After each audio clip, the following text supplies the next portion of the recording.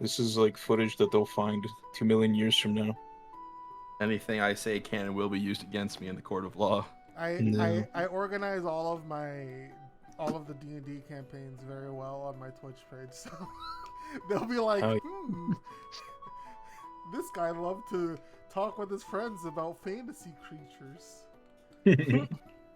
Organize. yeah, we're gonna be studied by like Martian archaeologists 2 million years from now. They're gonna wonder what the fuck we're talking about. Yeah. Why was this guy so sexual with all of his characters? Weird. All right.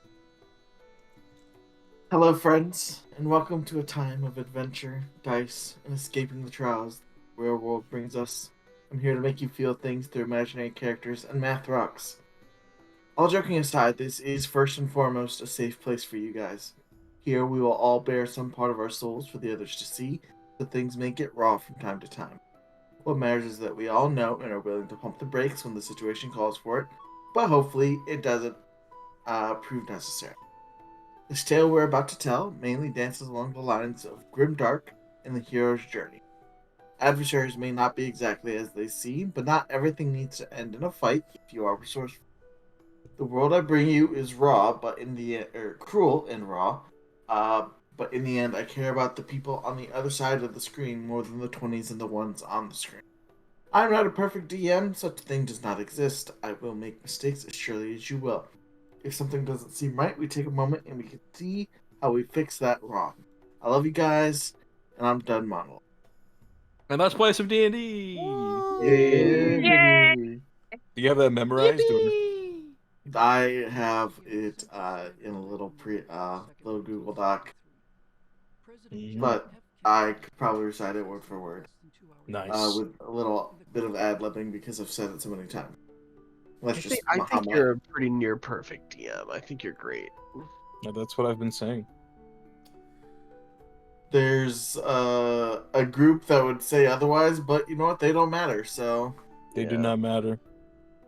They don't exist. They made me start a Minecraft server for no reason, Michael. They don't matter. Oh, no, I literally said they don't matter. I literally said they don't matter. I'm just saying. Last we left off was the very beginning of this journey together. You all arrived at the city of, well, not the city, the town of Angel Rest, in carts, bound for the village and the abbey, more in specific because there's a problem up at the abbey that the Adventurers Guild down in Mythorn sent you guys up to investigate, along with another group. You got there on a sort of dark and stormy night, and were assailed by a variety of undead creatures led by this huge, creepy-looking motherfucker with a bunch of eyes. You all fought valiantly and drove off the creatures. The largest of the creatures, originally just intending to watch, was engaged by Thetis, but was very quickly made a swift retreat thanks to some radiant moon rats and their damage. Hell yeah, baby. After the immediate danger was gone, you were ushered inside the town of Angel Rest by the guard captain. Well, no, a member of the guard, and Ember Winchester, who brought you to the inn to sort of get you guys sorted with some rooms, completely free of charge as thanks for your help. I believe two of you were visited in the night through your dreams by the creature with the many eyes. Mm-hmm. But I have in my notes is Eyeballs McGee. Yup. That's a pretty good name. Not his canon name. It is now. It is not. It's his canon name in my notes. Oh, If we okay, don't ask him his name, it will be his name. Just don't say it Alright. 3 times. Yeah. very well. But in the morning, you guys have all gathered in the inn room to sort of discuss your next steps because while you did come, the main idea is to solve what's going on in the Abbey. You've recently discovered through some of the members of this is that through the townsfolk that there are many other problems that plague the rest of the Abbey. So you're up in the morning to discuss your next steps, which I think you already have, but I'm just going to give you guys the scene just so you guys can solidify that or decide what you want to do. Mm-hmm. And out of character, I think if we all kind of collectively decided that we want to do the caravan one, right? That was the food, objectively right? most important one, right? Yeah. We were I like think- we were I think- covering. Yeah, out of character, we were like, we Yeah. decided that. Yeah. Yeah. Variety is the spice of death, is what Mhm. that one is called, Yes. I believe. Yes. Sounds good. Yeah, Also, I'm we fine. we have definitely benefited from a long rest, right? Yes. We did a sleepy. You did a big sleeping. Okay, good.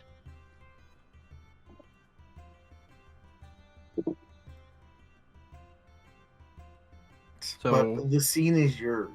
yeah, I remember last time you mentioning that Clementine is like really stretching the food thin in order to provide a breakfast for us. So maybe we like comment on that as a source of like starting to be like, yeah, we should probably solve that problem first.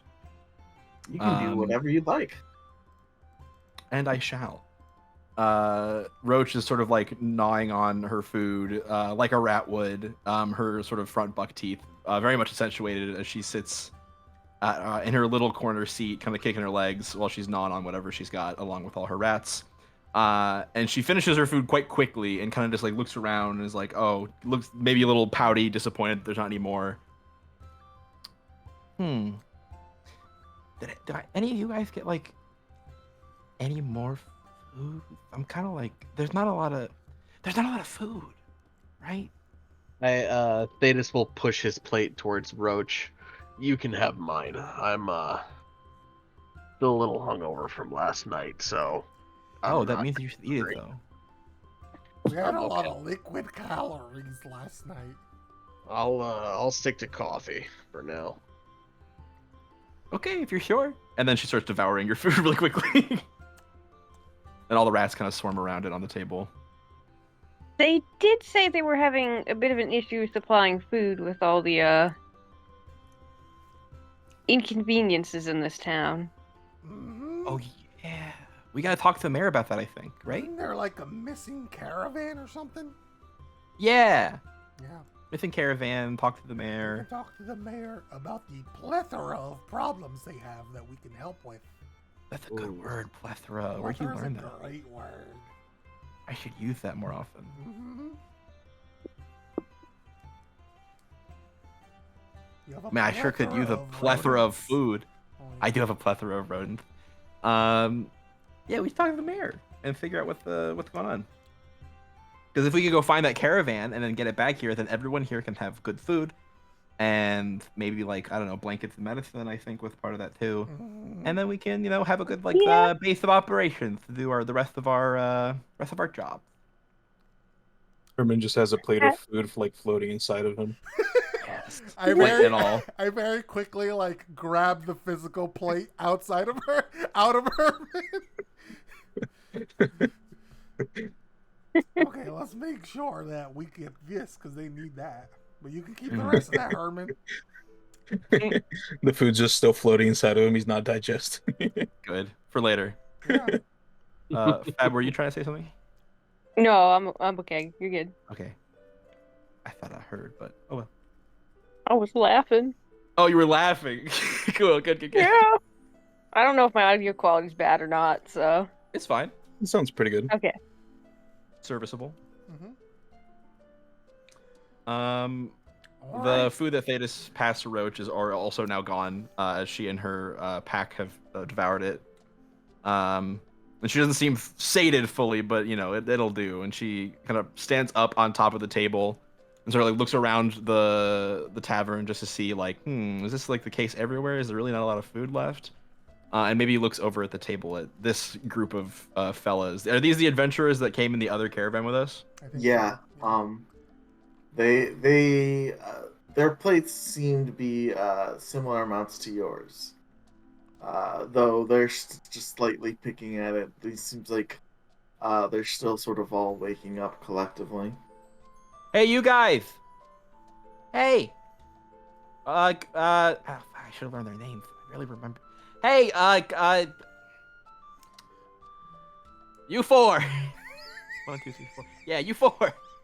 The large, pale elf man with the long black hair just sort of looks over his shoulder at you. Yeah. You guys were in the other wagon, right? You're adventurers like us? Yep. Okay. Do you want to like help us find the caravan that went missing so we can like help get this place more food? I think we're looking into something else. Oh. What are I you would looking into? Oh, good. Salvo, were you saying something?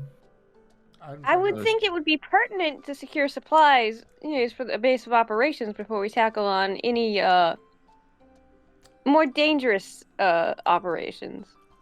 Yeah, what she said. I understand that, but once you start, like, there's 6 of y'all, 4 of us, like, we're in squads for like a reason. Like, Okay. if all 10 of us went at the same time, then that We might did it be done lickety split. not really. Like, then it's a whole mess of logistics. It's better that we tackle something else, as opposed to both. Don't put all your Well, then- fingers in one pot, right? Yeah. Well, then which pot are you sticking your fingers in? May I ask? Roche scrunches up her eyebrows like, oh. Oh, I mean, the tall pale elf starts to think. The darker skinned woman, you can see she has more almost like, yes, more almost equine and pseudo equine features. She's a furbog. I thought you were gonna say werehorse.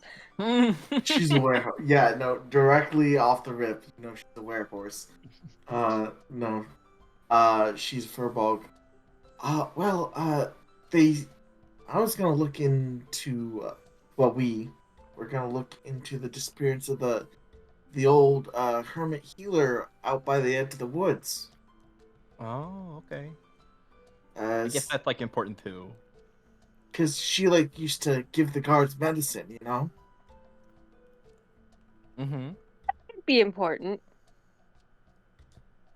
Yeah, okay, I guess you guys are off the hook this time. Apologies for the interruption. Also, for your information, there's like way more than 6 of us. So, and we're handling logistics, that's fine. Someone leans into Roach and I'm like, your rats don't typically count. Well, how would they be able to count? They don't know what numbers are. Yeah, that's what I'm saying. So I'll count for them. No, but you can't count them. Why not? Because they're not like people. I'm not saying they're not important. There's a dirtbag squeaks and like pokes his head out of my like clothes and I cover his little ears. You know what I mean. She didn't mean that, dirtbag. Go back to sleep. She didn't mean it. You can't say that. I'm sorry for not being politically correct, I guess. No, it's just you're gonna hurt their feelings, okay? They're really smart. They're smarter than normal rats. I'm not saying they're not smart, but like, it's different. And just because they can't count, it doesn't mean that they're helpful. Listen, I don't know if Herman can count, but he counts as a person for our Why does party. wait? Why does Herman my count God. if Dirtbag doesn't?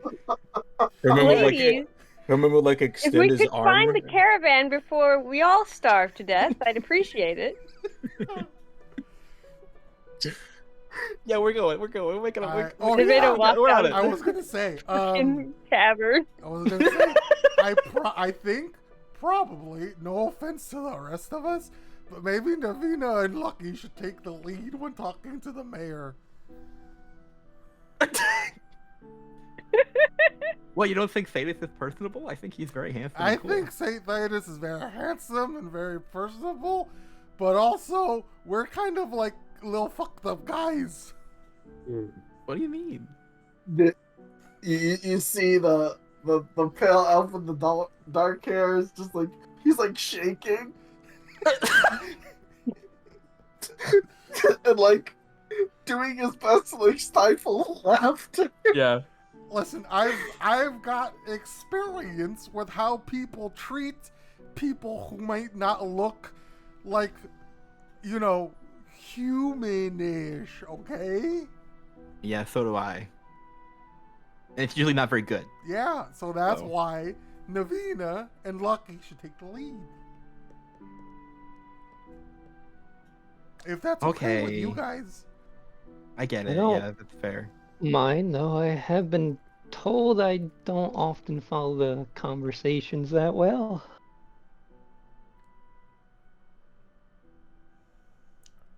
Well, you're following this one. Yeah. Oh, And we're gonna be there too, you know. I give him a big thumbs up, and a rat comes out and gives a big thumbs up. You're doing great, Lucky. But you know, like, people have an easier time talking to like humanoid, like typical humanoids. Herman Oh. like tries to shape his head to look like a human. He's got like a very chiseled chin. He's a handsome Squidward. Yeah. have we met the mayor yet? No, You're Nah, we yeah. should probably go there now. Or are It's gonna we be going real awkward if he's not a human. Oh my god, I have to look at my own biases now. Yeah, I'm about to say, like, you're, I like. Nim sort of speaks up. He's a half elf. Okay. We saw him last night. Listen, I'm not saying somebody who's not human can't be a mayor, but more often than not. But I think you guys met his daughter. We did? Ember? Yeah. Oh, that's his daughter. I didn't know that. Oh. While we're on the topic, though, if our pay is being rewarded by person, how do we handle that one? We just split it up evenly between all the people here. Yeah, what do you mean?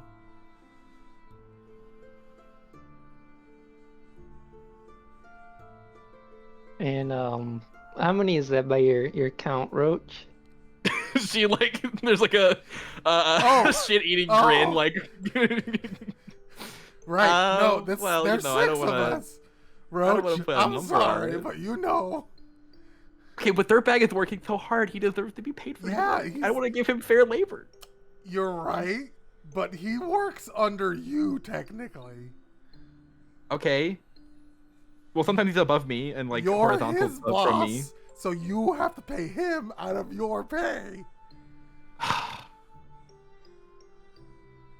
Ugh. That's fair. That's how that works. It's Yeah, like I you're like guess. That makes subcontracting out the rats. I guess that makes sense, but it's just starting to feel like it's just like a job. I don't want to like hire. He's my buddy. He's my bestest friend in the whole Yeah, world, and the that's why- handsomest rat you've ever seen. To be And fair, I don't think if Dirtbag anything, I'm needs his gold, employee. right? He's got a bad gambling addiction. Like, I think as long as you just like take care of his needs, he's fine. And what if he needs gold, Salvo? What What if he needs money?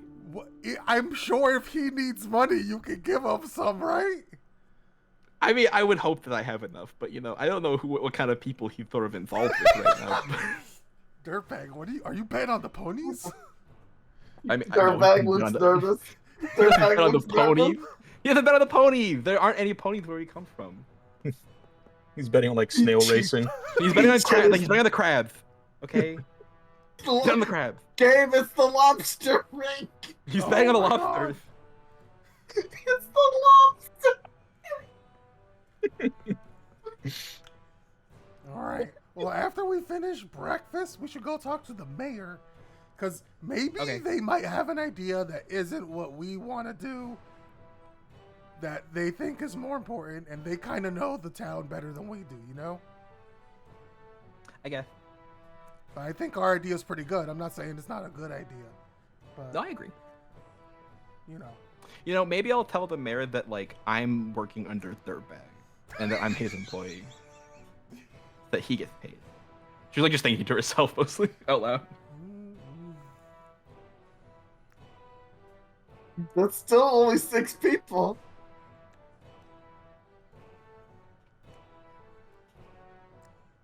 Yeah, Mike, I'm trying to resolve the splitting of the money equally. Replacing yourself with Dirtbag doesn't change that. No, it's because if Roach had her way, all the rats would get equal pay. Yeah. Wait, I apologize. I'm not good with math. What's the problem with the pay? Well, I have a lot of employees, and 7 rats just crawl out of my clothes, and 2 of them sit on top of my head. Uh-huh. Some of them crawl on the table, and I think that they deserve to be paid equally. But if that's not gonna work, then that's fine. We can, Dirtbag can get his share, and then he'll give us half of it, maybe. I don't know where the other half goes. I still think it comes out of your pay. Herman approaches Salvo and points at the pouch of gold that he gave to Salvo. She pulls it out from between her tits. And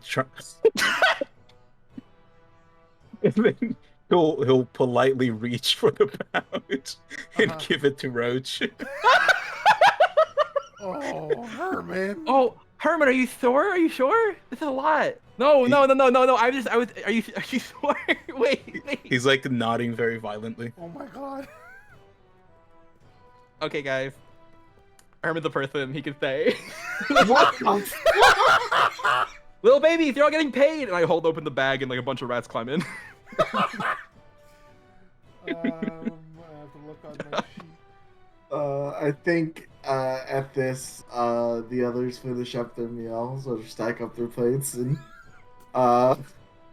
they'll wave to Clementine and then wave to your group as they head out. Mm-hmm.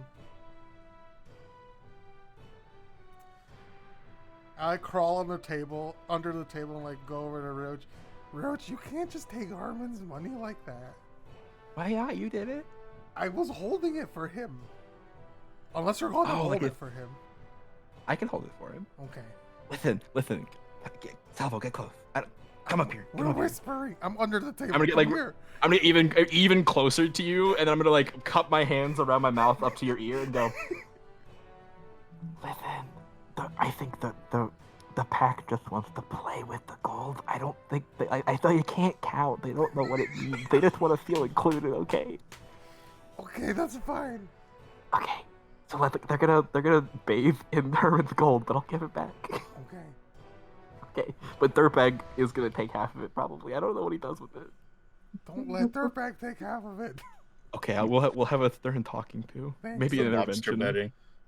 betting. What the fuck kind of bear is this? This whole time Herman was snooping in on the conversation with a really big ear that covers half of his face. Hell yeah. Don't worry, Herman, I'll keep your money safe. Just Out of the ear, a little thumbs up shows up. hell yeah. Cool. Okay, we're all 3 of us are at the table. We should go. All right. I crawl back out from under the table.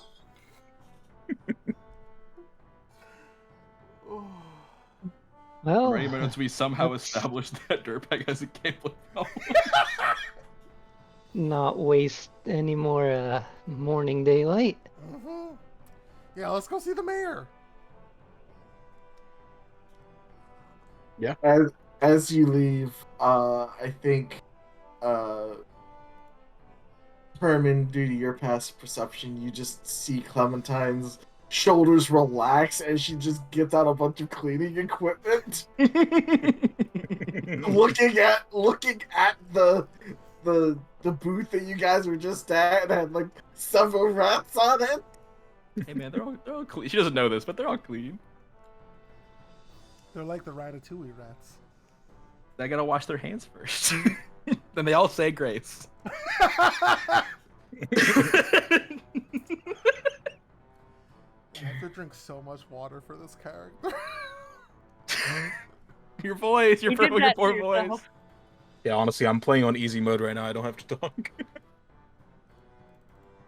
All right. To the mayoral So- estate. The mayor's house. All right. As you reach the front gates, they are currently open.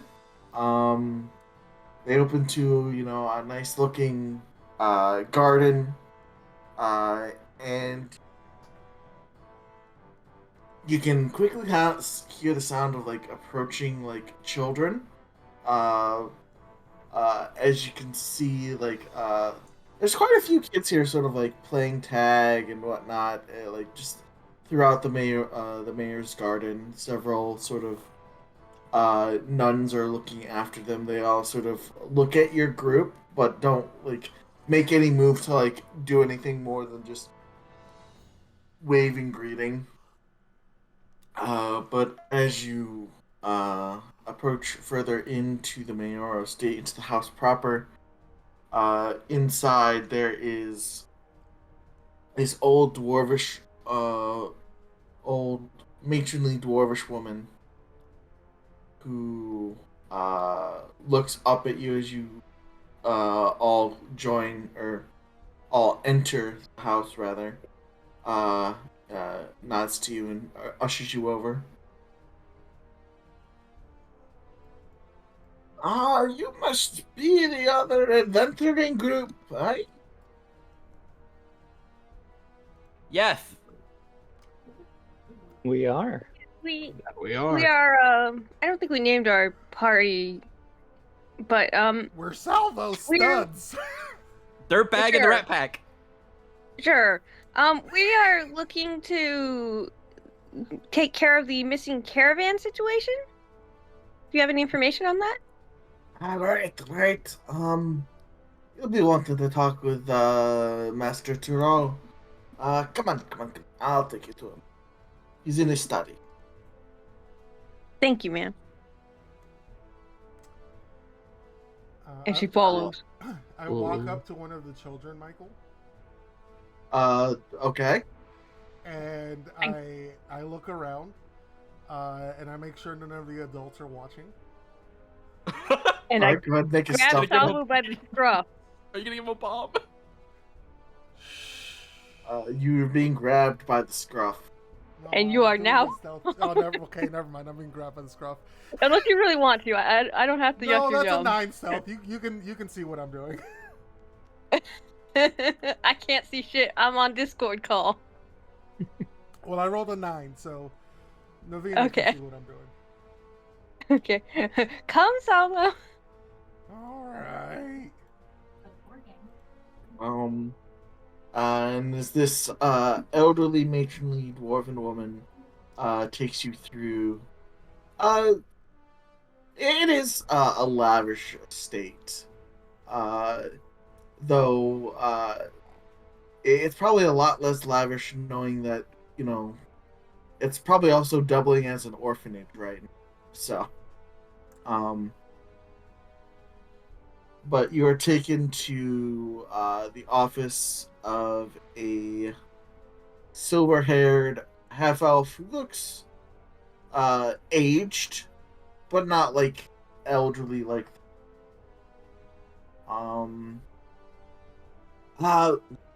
Master Winchester, this adventuring group's here to see you about the caravan, and maybe ask you some other questions. The silver-haired half-elf sort of looks up and offers a pleasant smile. Oh, yes. Thank you, Gloria. That'll be all. You return to your duties. I bows to all of you and leave you guys in the office with the mayor, who gets up. And as he stands up, you can see that he is somewhat like physically fit, but he very much has like this dad bod thing. Dad bod bear, let's go. As he looks at you guys, he smiles at all. You must be the other adventuring group. Yes. The 6 of you. 5. Wait, he like looks at his. He like goes back to his desk and like looks at his 5, 6. 6 now. Recent edition, and I like pat Herman's goo, and my hand gets stuck in him for a sec. I think I pull it out.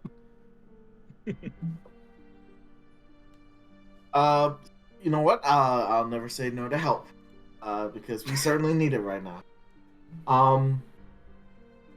So, you were that group. Allow me to introduce myself. I'm the mayor of Angel Rest, Terrell Monet Winchester.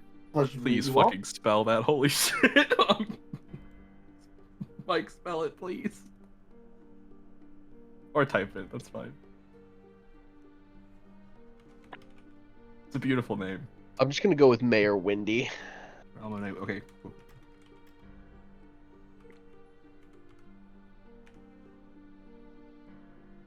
Oh, sorry, that's a U, not an O. Tural. Turel. Cool. Let's just real quick go get a round of introductions real quick. So I'm not, speaking and pointing and using the improper you.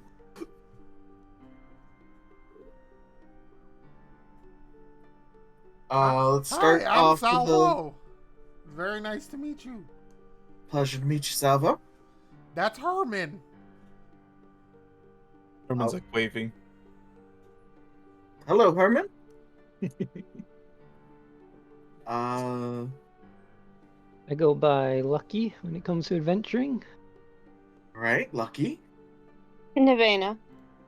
And I put Salvo Navena. down. Finally. And the 6th member of the group, here, hold on. And I like ruffle out my clothes, and then I hold out Dirtbag and sort of like go down on a knee and hold him out on my hands, and he like tries to talk and make some squeaking noises and like gestures like a human would. You would be number 5. Are you introducing this rat to me?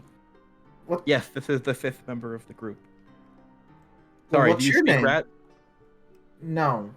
Allow me to translate. And I hold him up to my ear. He says that his name is Dirtbag, and it is a absolute pleasure to make your acquaintance. And what might the name be of the translator be? Oh, I'm Roach, but I'm just a Okay. translator. He's the adventurer, I'm just here to help him along. Indeed. Okay, I see. Okay. Master Dirtbag and Mr. Roach, of course. Ooh, the master. What? You hear that, Dirtbag? And the large gold fellow. I'm Thetis Goldheart. Nice to meet you. You're Mayor Liliness. Huzzah! You just call me Mayor Terrell. It's never really been that big on titles, but anyways. So you both groups are here to investigate the Abbey, but I take it since Sister Gloria was telling me you want to investigate the caravan. It seems like your town needs a lot more help than just the Abbey, so we'd be glad to lend you a hand. He just lets out a big sigh. Whew, yeah, no, it definitely does. It's one of the weaknesses of having a nation governed by adventurers is that there's no one to really like. There's no like central power beyond those adventurers, so it's hard to get any sort of form of army mobilized to deal with external threats when it's a lot of mercenary work. That is how the great nation of Secretia thrives. Oh, as long as it pays, you can call it whatever you want. You see, he's sort of ruminating on the word adventurer. Seems as it's brings up bad memories. But anyways, the caravan. So my grandfather, just long story short, used to be friends with Lord Argan, who I don't know if any of you are native to Secretia, but he is one of the sort of nobles on the Council of Mithorn, but he lives in Argan Heights. He and my grandfather went way back, and he used to send caravans of supplies to us, just to make sure that we're all able to live comfortably. And I mean the caravans were going nominally until about month and some change back when the last one was supposed to arrive, but it never did. And then all this nonsense with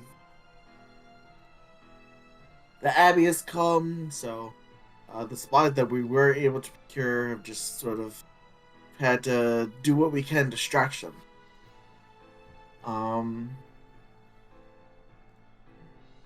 So I don't personally know much about them. I don't. Typically, I let the guard handle it while I handle other things. But Lord Argan always sent this caravan along, not the official road, but like it's sort of like this sort of like back road, like not in a country road. Not officially like warded with the wardstones that the main roads do. Just because it was easier than going through Whitefall, and it could just directly come to us from Argan Heights.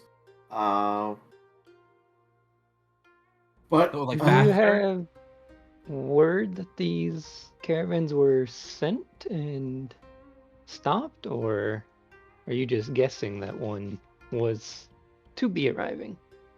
they come about every 3 months or so, and it's been like that regularly since my grandfather was 60 years ago. So I mean, it's pretty regular. What do you think we should talk to Dahlia about it? You mentioned that the guards would know more than you. I mean, you could talk to her, but I think she has her plate full right now.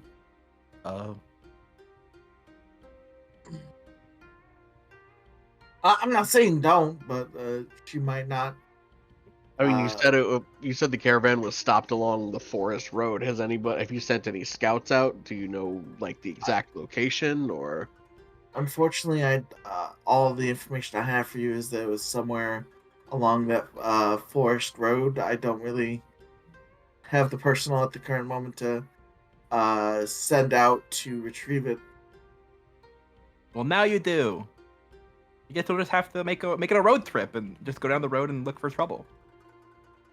I would be thankful, and for this job, I think. If you can retrieve the supplies, I'd be willing to pay 50 gold per person. Though if you just found out what it was and bring back any supplies, I'd say 25 per. Whoa. A lot sounds amenable. I think we should still possibly ask Dahlia for any information. We don't have to bother her long, but we do that, then we set out, and well, hopefully it won't take more than maybe a week. I don't know how far back it got stopped, but we'll see. Do you have any prior records or manifests of what is usually on these caravans? Yes, Something to I do. give us to I do. look for. And he digs through his notes, and then sort of shakes his head, sort of like taps his forehead, like, why would it be a recent thing? He goes into his desk and pulls out sort of a drawer, and it has a bunch of trade manifestos. And on it, you can see there's like 3 month supplies of like things like dried meats, dried fruit, blankets, blankets, medicinal reagents, things like that. What was the company symbol or colors that we should maybe look for? And he flips the manifesto to the front, and you just see that it's a pale moon with a single star and a royal blue backdrop. Okay, you said blue. I definitely heard boob, and I was like, excuse me. Royal boob backdrop. Okay. Very helpful, thank you. He nods. Royal blue. Uh, Sorry, what was the symbol again? a crescent moon with a single star on a royal blue backdrop. Thank you. I was reading a spell and I didn't fully hear it.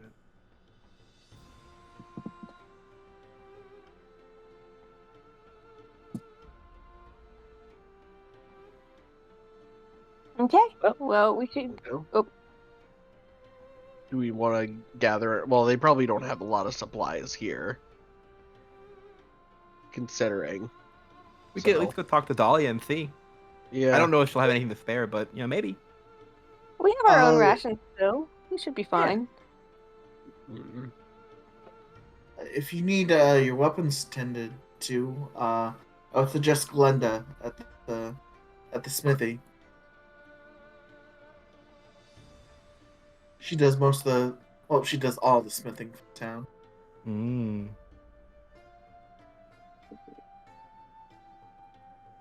Is there anything else I can do for you guys? No, I think we're good. He smiles and nods, and it looks like he's about to sit down, but then like 3 or 4 kids like come into the room. Mayor, we want to play hide and seek. We need one more person. Come on, and they like drag him out of the room. Aww. And he just sort of like lets himself be dragged, just like, well, I hope you guys can see yourselves out by. Busy man. I hope he's better at hide and seek than he is being a mayor. It's a small town. It's hard running a town.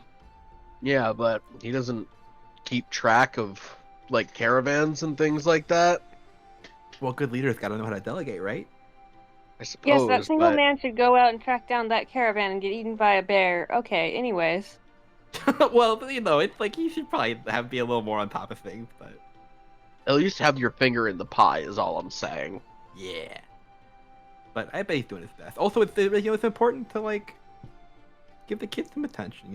What if he was just working all the time and he did get to play hide and seek with them or whatever they're playing, and then they wouldn't have as much fun. I don't know. It seems important too. Anyways, Dahlia.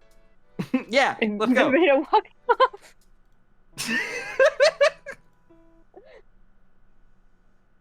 Yeah, you kind of follow, head towards Dahlia.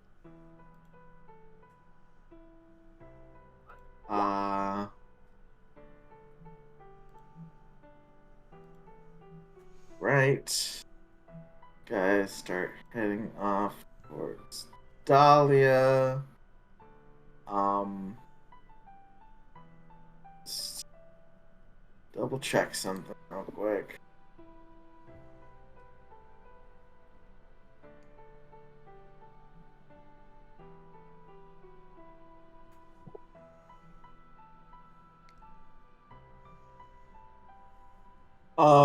As you guys are all heading off towards Dahlia, you all see Salvo trying to stay behind.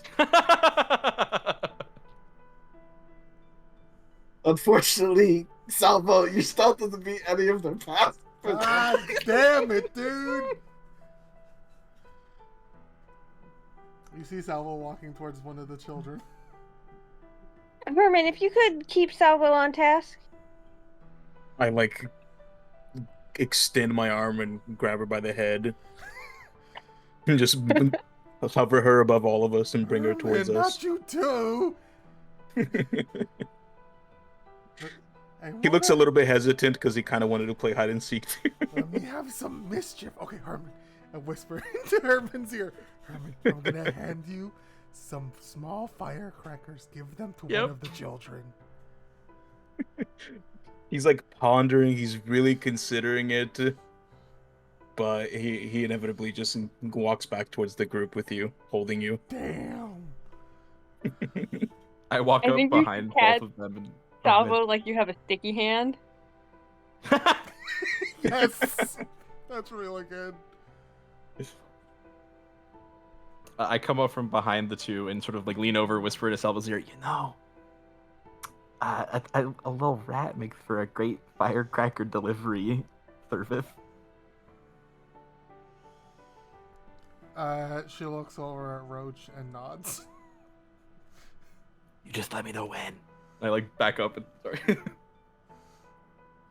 When we come back, I will get these kids some fireworks. We're gonna get these kids some fire. They need to have fucking fun. Exactly.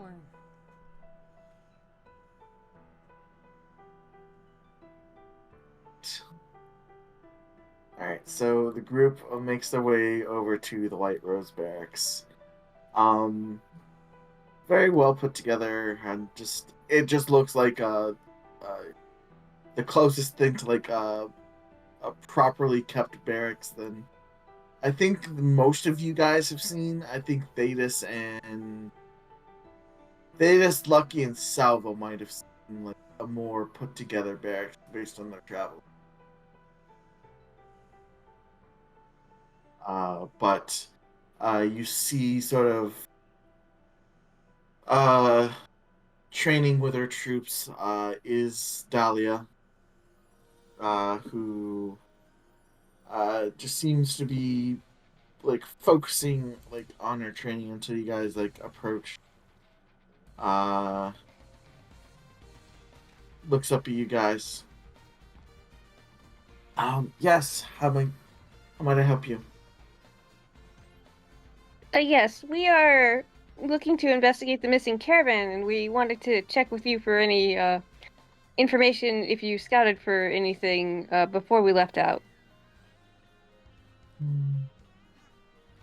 My scouts have been running rampant since this Abbey situation, but I think based on previous reports, see she just sort of like closing her eyes and like putting her head into her temple, that Wood has probably seen an upsurge in, I hesitate to call them demi-human, but savage tribes of things like gnolls, harpies, and the like. Unfortunately, my men have been stretched thin since the Abbey incident, so would that I could send some with you, but those that aren't training here are either watching the town or in the med bay. It's quite fine. I think we should be able to, if not manage, at least get a good eye on the situation and flee. We have 6 men and a small army of rats, so... Yeah. A veritable force indeed. Mhm. Thank you. That's very helpful. I raise my little hand. I do have one question for you though. Yes, ma'am. What's veritable? She pauses. It's able to be verited. Oh man, I hate it when people use the same word in the definition. It doesn't explain anything. Intense. Intense. Okay, thanks. I start walking away. She nods and goes back to her training. All right, let's get going down the road to the caravan. And I follow Roach.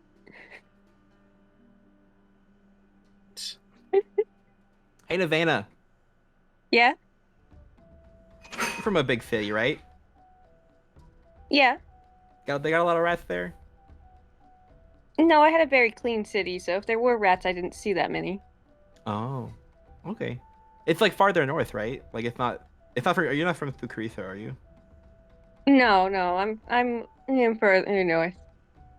I Farther north. don't have the map I'm looking at currently, so I'm trying to remember names. I'm sorry. What's it called? No, don't do that to me. I have a phone screen. Rosenrun. Yeah, Rosenwood. Apologies. It's the country.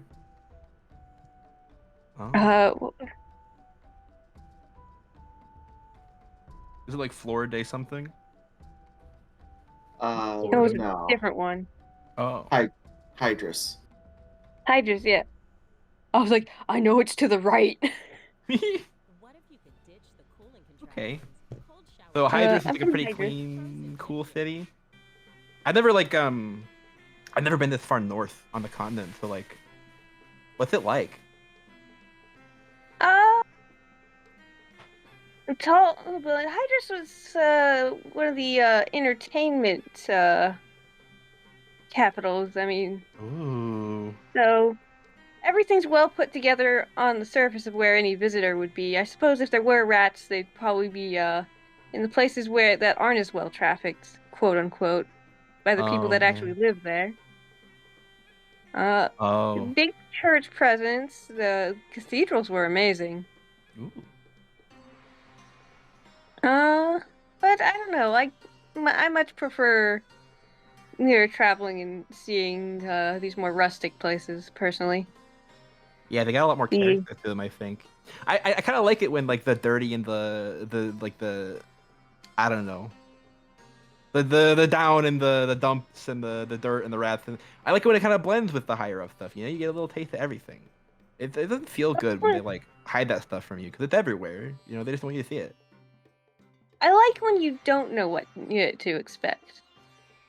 Well, Yeah. I suppose sometimes I don't, but I'd rather not know exactly what's happening sometimes. Oh yeah, sure. That's like my whole deal. I don't I get want that. to cut you guys off, but I do need to know if you guys are doing anything before you leave the town, if you're just setting out.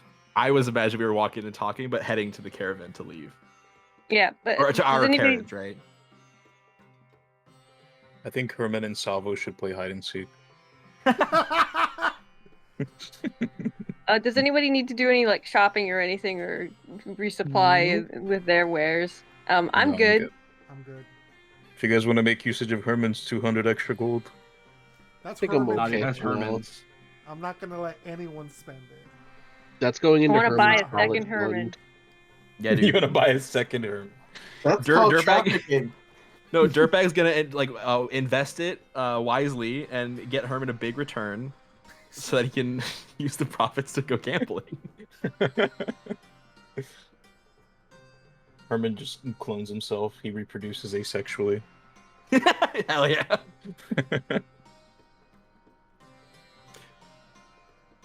Anyways, But like, when did you leave though? Like, how long were you in the city for? Because like, I don't know. I've only been in this dang continent for like 2 years. Started how long you been on the adventuring road? about 5 years ago. Whoa. And so you like it better? You like the life on the road? It's different. Yeah, There's some parts that are better, some parts that aren't. Yeah, most people I meet who are from like big cities or where it's all nice and proper, they don't like the road. But like it's cool that you do. But like you still have that like air of fancy, I don't have to leave that behind just because I'm out in the wild. Yeah, I know. I would say that the main difference is if you're in the city, you have a very narrow range of experiences, but if you're out adventuring, you find a lot more. And when part of your job involves recounting tales or finding inspiration, you really don't want to be stagnated. Oh yeah, I guess that makes sense. What brought you out here? I'm assuming you came from a rougher area and now you're here, so. Oh, what makes you say that? Two rats like crawl up and like just chase each other in her hair, and she has to like bat one of them, and they go back into her clothes. Well, perhaps I'm being presumptuous, but you do have an air of someone who thrives in the muck. Covered in bones, very dirty. Yeah, I guess so, but like only if I'm down there. I don't mind getting a little dirty or nothing. Most of my life has been spent being kind of down and dirty, but that's okay. Part of life. It's an important part of life. A lot of people like to ignore it, but it's like half of life. In some ways, life could not continue very well without people willing to do the things you are probably willing to do, I assume. Oh yeah, or like what the rats do, or what like the funguses do, or the crabs, or the lobsters, or Just nodding. There's a lot of things that eat other things, but like in a good way. I don't know. Yes. Yeah, you'll get to see some crazy like life happening though if we wait maybe another, I don't know, 5 years, 10 years. Some of these rats are getting up there in age, and they're almost about to like mature, and that'll go crazy. And she gets like a wicked grin on her face as she's thinking about it. Don't know what that means, but hopefully we will be together long enough to find out.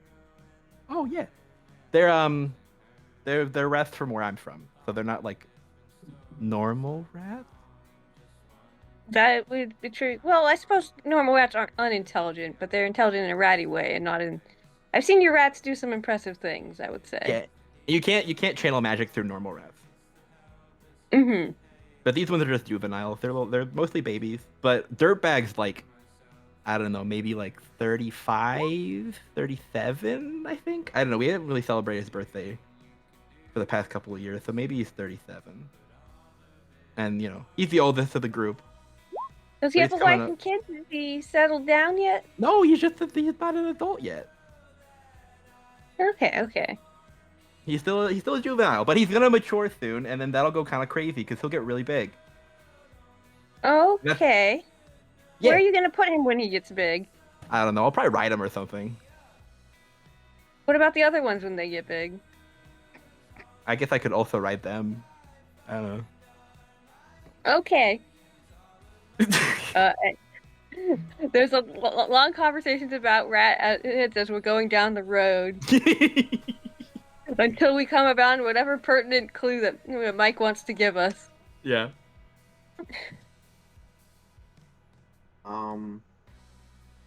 Whilst you're having this very enlightening conversation about the life cycles of rats, I've written so much lore.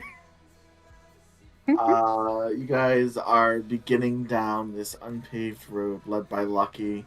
Davis is keeping watch.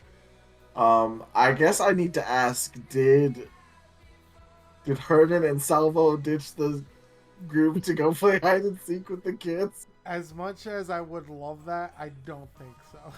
No.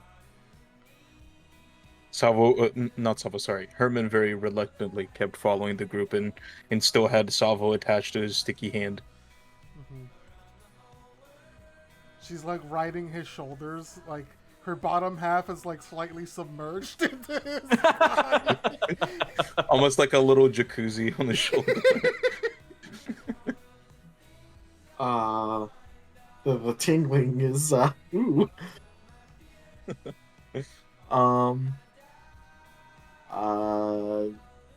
I think you guys are on this trail for quite a bit because when you're starting out from the town, there's probably about like a half a day's travel before you get to like the sort of northern forest line that this road follows. So about half a day's travel goes by as you're talking about this and that. But as you get to the sort of along the forest line, and it's sort of coming into like the late afternoon-ish hours, you start to see more trees sort of like sprout up, and you see in front of you guys there is a wrecked caravan. And like single carriage. From this distance, it just seems like whatever this looks like a scattered and like raided convoy, and this is just from like the distance that you saw it.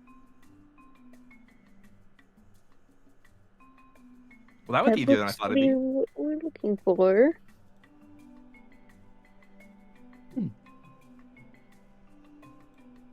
Should we maybe like slow down and get quiet in case there's like things around? That is one option. Okay, everybody get really close to me for a second. I'm gonna make all of us invisible. Well, not invisible, but like hard to see. We're sneaking around stuff.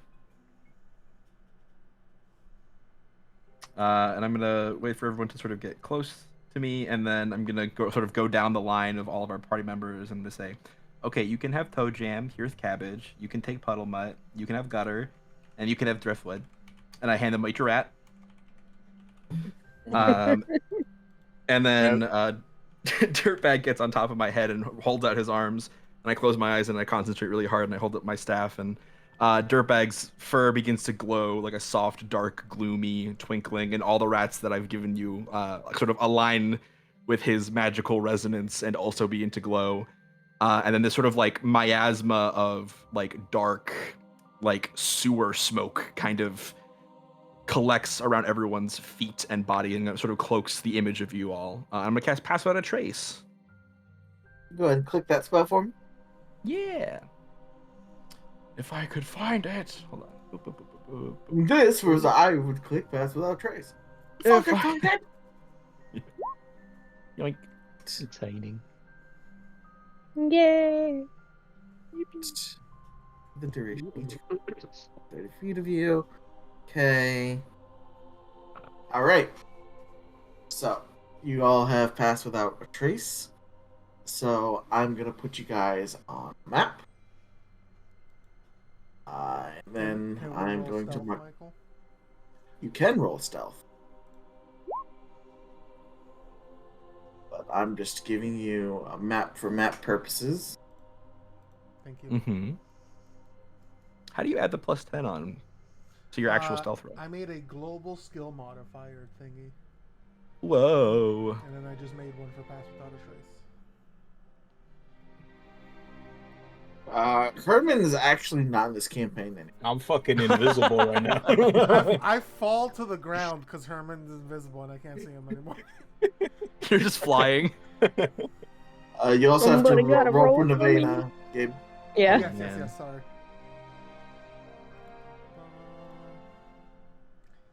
Stealth. That's a 22, baby. I'm like completely Yay. translucent. I'm like those Arizona scorpions. Uh-huh. You need like the UV light to see me. And we're in the Bronze Age, so we're not getting that anytime soon. I'm sure there's a wizard spell out there that's like a UV light. Okay. So 35 for me. Holy Sorry. shit.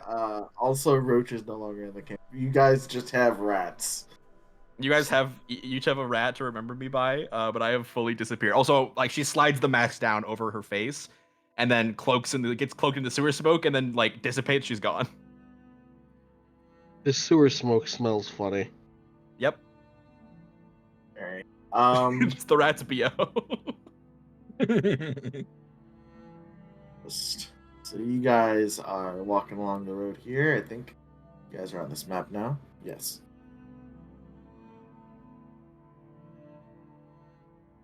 Which Invite- side should we place ourselves on? Yeah. Yes. The Shift Z. There you go. Yeah.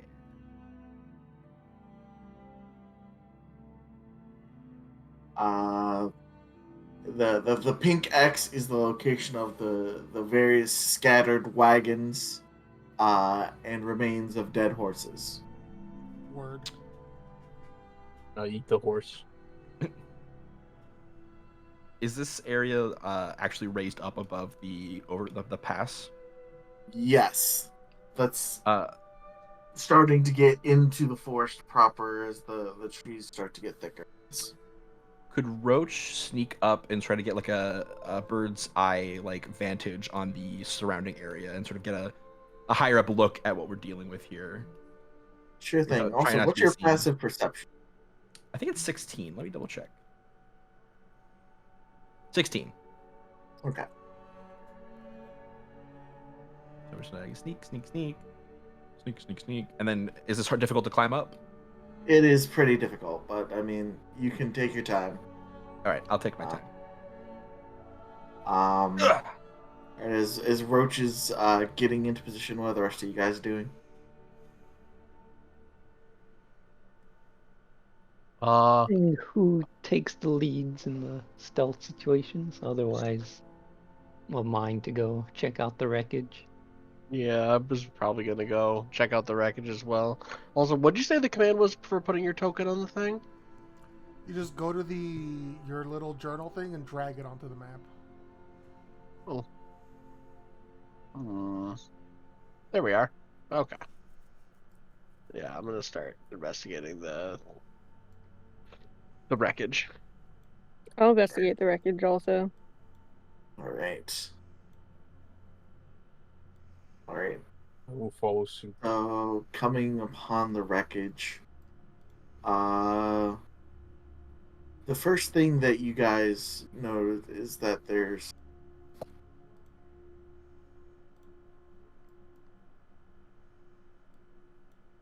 Mm-hmm. What? I'm just looking quick. Oh.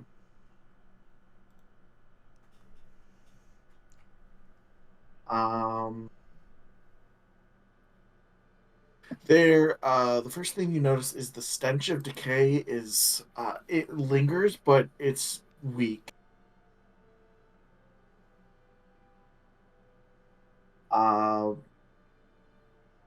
The horses sort of are nearly picked clean by carrion birds.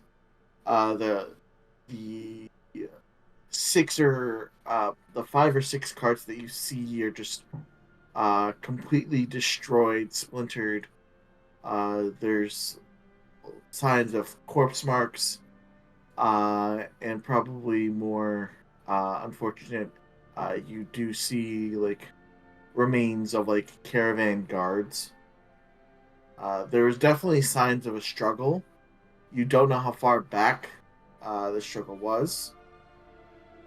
You just have the rough timeline of this was supposed to be here a month and a half ago.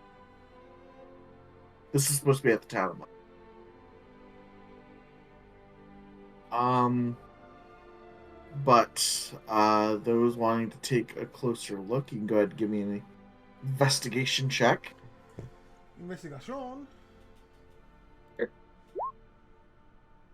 Okay. Okay, 15. Wait, investigation or insight? Investigation. Okay. Navina got Are you ready to see this one? And does the wreckage seem to be man-made or creature-made? It in the Think about chaos of the battle, let's see, look, you got 13. It's hard to tell. This could be the work of bandits. It could be the work of those. You heard Dahlia speak of gnolls. This could be their handiwork as well. It's really hard to tell. You would have to spend a lot more time looking at each individual aspect of this to be sure, but it seems that a lot of the damage here was probably done post battle.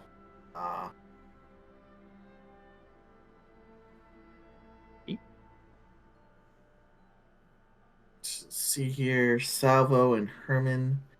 You are guys are both able to recover your own sort of instances of like slightly charred like canvas material, and on that material you do see a fragment of the crescent moon on the royal blue backdrop. Navina's the one who sees that. Salvo got a 15. All right, Salvo.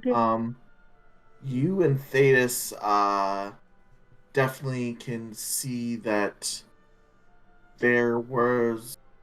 You can find about, I'd say, 3 to 4 human skeletons, which is a little humanoid skeletons, also.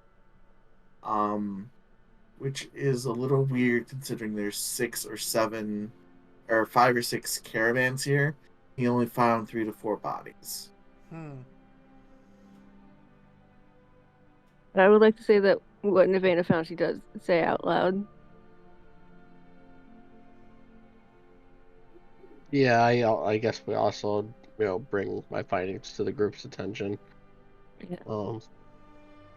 So does that mean some people made it safely, hopefully, or I'm assuming not?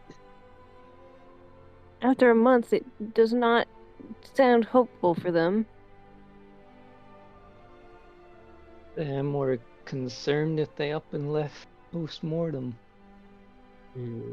We have fought zombies already.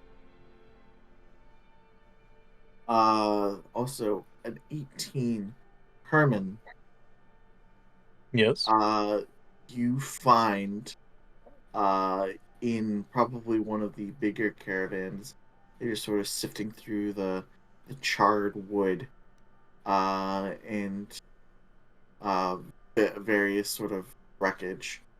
You find a small little patch. This patch seems to be made of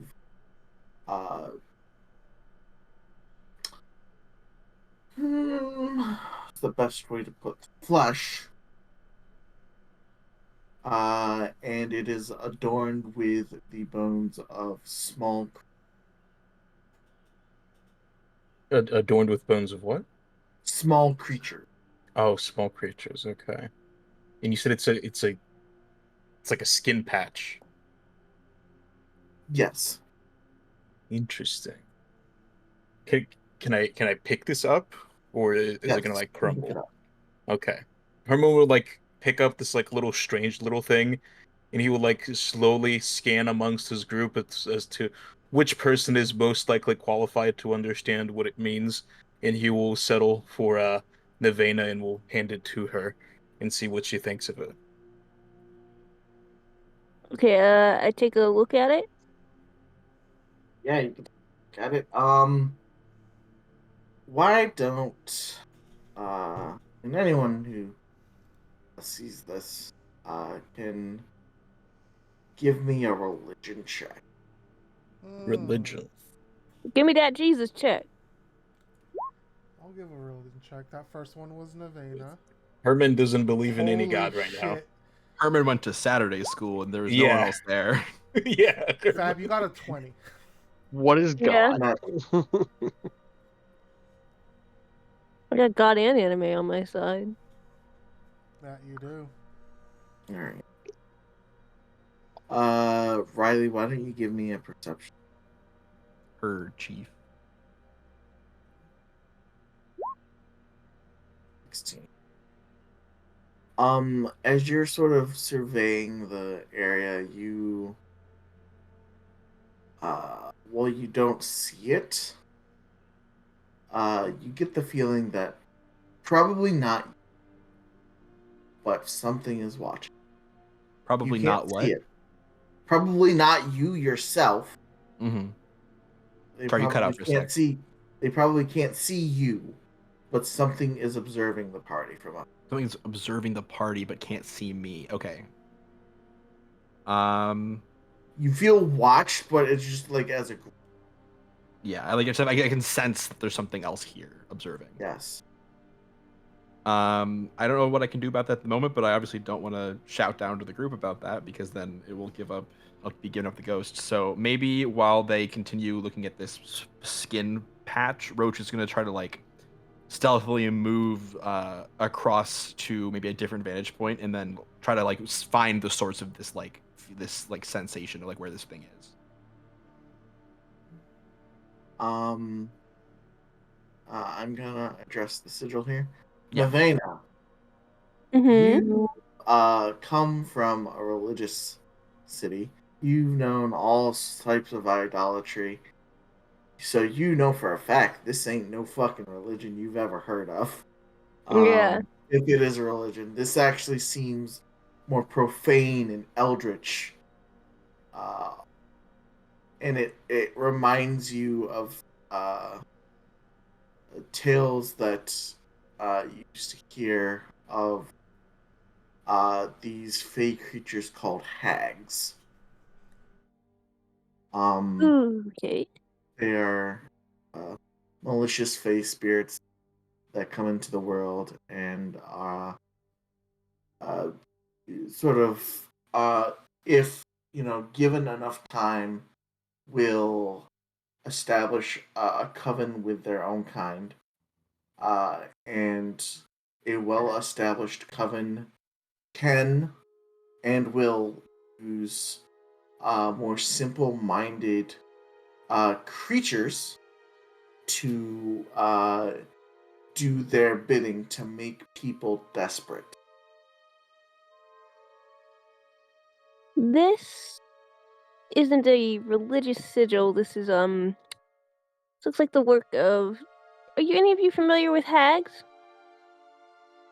When you hear the word hag, the rest of you guys can make either a nature or a religion check to follow up with that.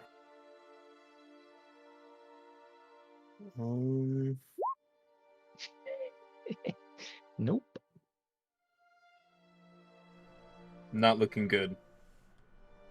Herman probably doesn't even know what country he's on right now. Thank God somebody rolled well. Herman's like, what's a country? Yeah.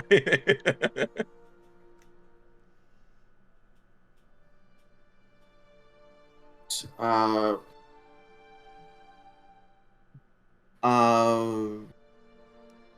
Roach, Can I even hear what they're saying? yeah, by the way? I'm starting to. Am I too far away? Yeah, I'm like, I think the combination of you being too far away and you like looking for this other thing, you Yeah. can't really That's take fair. part in the skill check. No worries. And can that be my next perception roll? Sure. Okay. The rest of you, you've heard of hags in fairy tales. They're like cautionary tales. Don't ever trust a hag.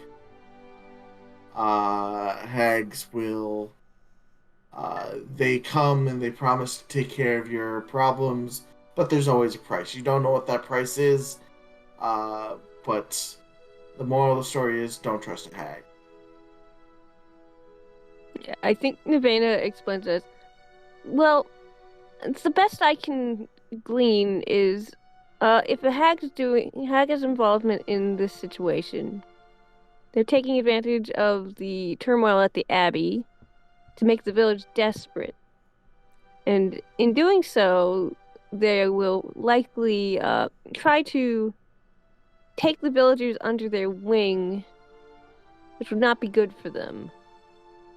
It's also very bad for us because now we've got the horrible eyeball monster on the one hand, and a hag on the other.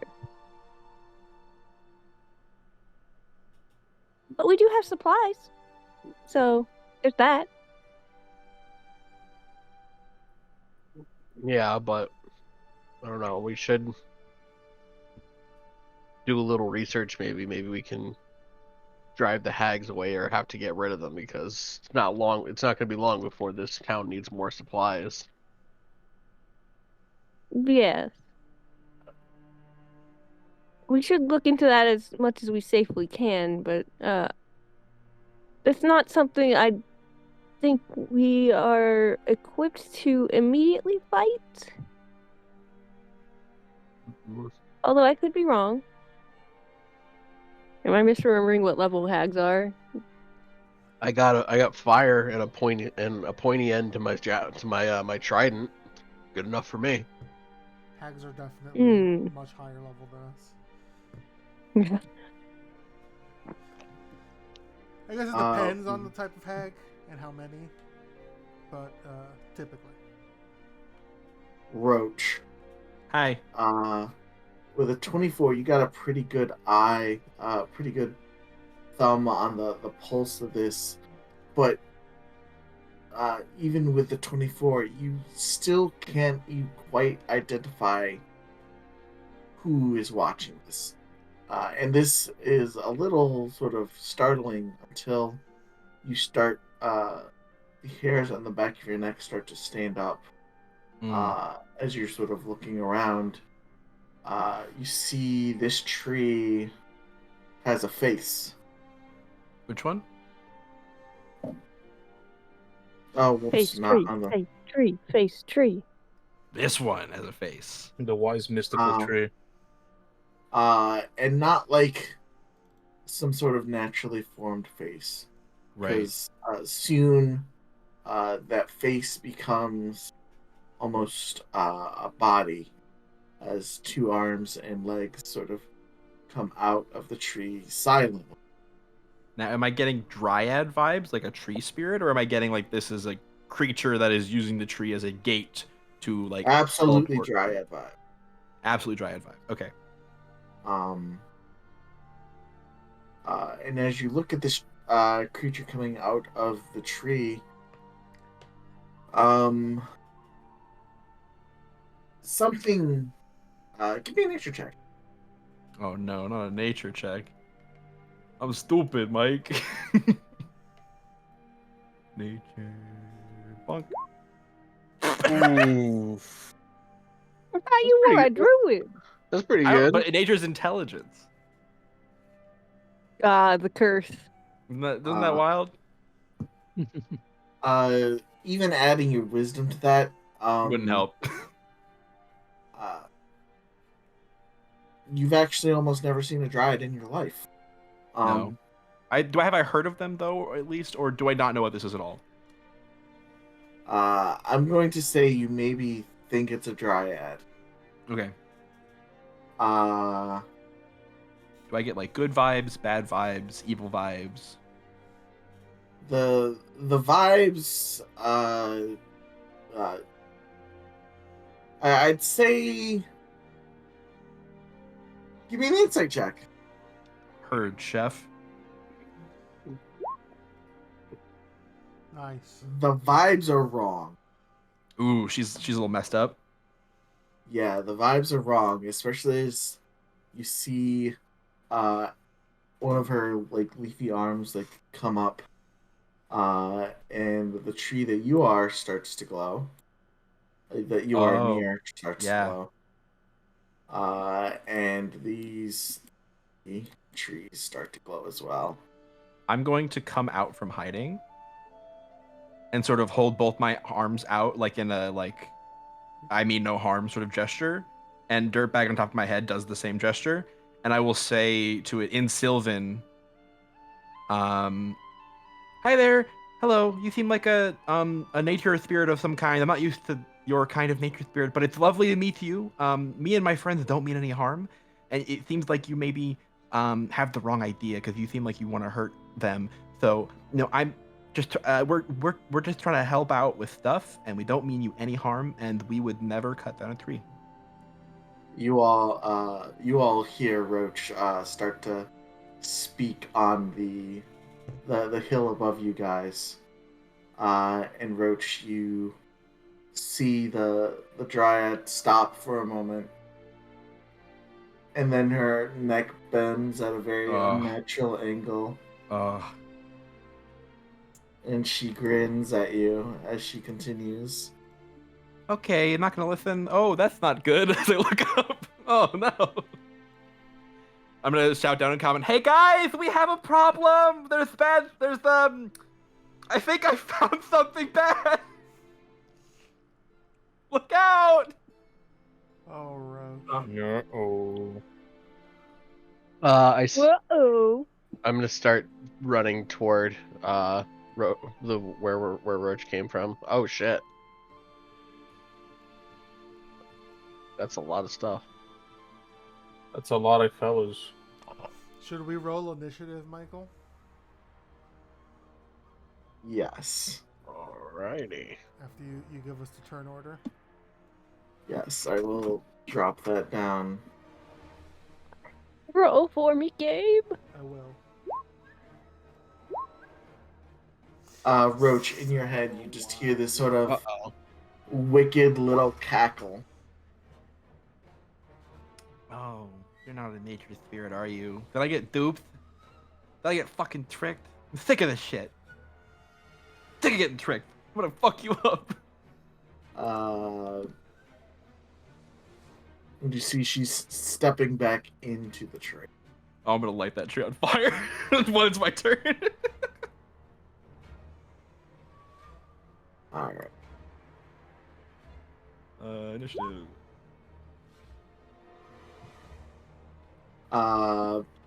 As Roach makes all this commotion, you all see stepping out of these trees.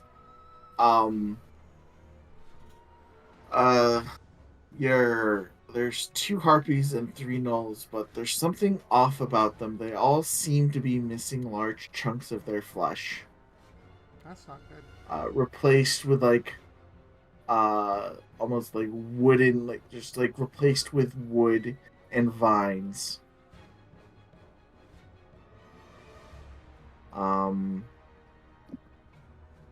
So Lovely.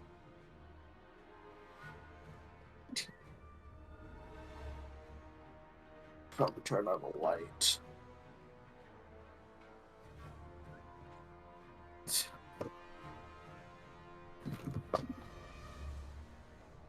Okay.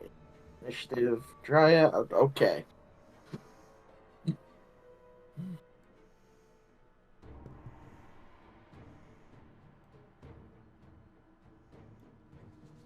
Right.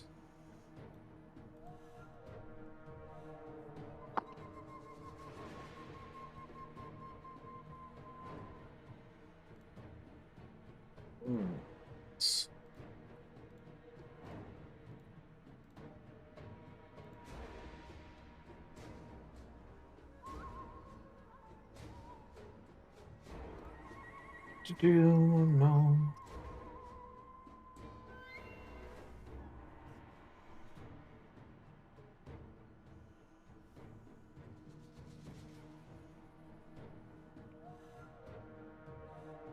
Okay. Oh, right. And one of the gnolls you can just see directly just has no face. It's just a skull. Cool. That's pretty cool. That was hard. I'm gonna make Based. a mask out of that guy. Right. So, turn order. Lucky, you are first in initiative. Alright. You said they just walked out of the tree? Yeah, the trees started glowing and they just walked out of them. Alright. I would like to cast a detect magic then. See if I can figure out what's going on. Alright. Alright. I don't know if I can get any information right away after reading it. You start to sense lots of magic in the area. A lot of it is on.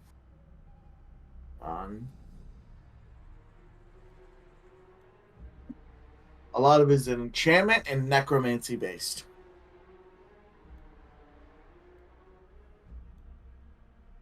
Huh. Well, I not too sure what's going on, but this is a problem we need to deal with. I don't see any way to circumvent it. Oh, that was never the Um, plan. Roach, are you fine up there? Do you need some backup? I'll be alright, just fuck these guys up! Or something! Fight them! They're bad! They're not good! There's a evil lady up here, probably! I will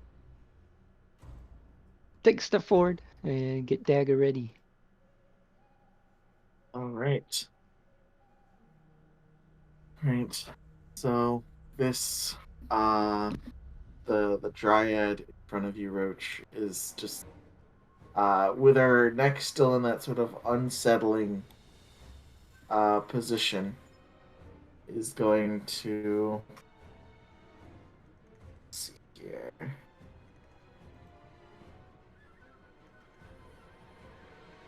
You see her hand glows, and the vegetation around you starts to grow at a rampant pace. She is going to, I think, spell called Grasping Vine.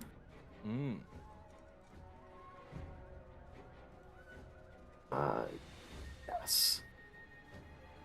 So, the vegetation around you grows rampantly into this large vine, and lashes towards you. I need you to make a dexterity saving throw.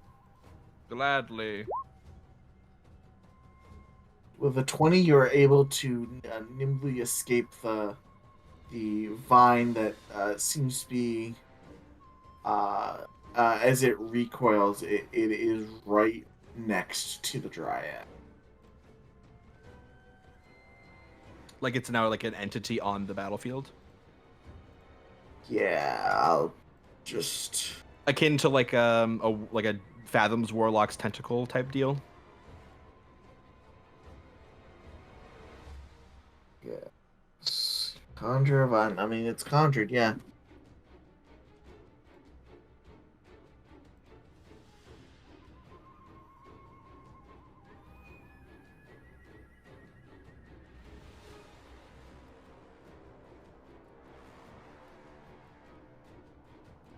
Use this because it's fitting. Yeah. Ooh, cool. Ooh. Oh, those look really cool. Ooh. All right. You see the dryad sort of looks a bit displeased that she was not able to pull you a bit closer. But just sort of steps back into the tree. I'll say that's just like part of her movement. She's stepping back into the tree. Can still target her, But it's the tree, not her. Or they're the same, or whatever. yeah. Yes, Cool. at the current moment. Herman Booger Bob. Excuse you, it's supposed to be Blob? Don't you I'm miss... just reading it. I'm just reading it. Wait, did I Don't shoot the misspell it? messenger. Don't shoot the messenger. No, it says Blob on my screen. I I'm also just see reading the Bob. turn order. I see Bob. What? It's definitely Bob on the token. How do I change my token name? Double click. Pray. Change your character Oh, name. that too. Oh, maybe it's me. Maybe that's my fault. Uh-oh. Well, I guess it's not Yeah, that I'm. important. There it is. There There you you go. go. I feel empowered now. I feel like I'm gonna roll 3 20s in a row now that my You name is are. correct. I'm gonna Do move it. forward here and kind of like stand in between this Null and Lucky, and I'm gonna beat the shit out of this thing. Fuck I'm you. gonna I'm gonna hit him with the where is it? I'm gonna spend a key point to use Fury of Blows. And if I remember correctly, to do that, I just roll my attack 3 times, right? Yes. Okay. 1, 2, It's pretty good. 3. Damn, dude. 27, 23, and 21. I fucked Those this will guy up. all hit. 21 damage. All right. 21 damage. Uh, what level are you? I am level 3. All right, so you do the 7, 10 points of damage. Whoa. Got his ass. And I believe that is my turn for now. Okay, this Nolby, or Null Zombie, as I like to call him, is going to look at you, Herman, and lash out at you with its spear. Okay. And it's going to make a 16 to hit. It does not hit. So this this entity's attack just seems like crude and sluggish, and you're able to quickly sort of contort your body out of the way of its spear thrust. Yeah, he's trying to hit me with his spear. I like make a Oh. little gaping hole in between my stomach, and it just misses completely.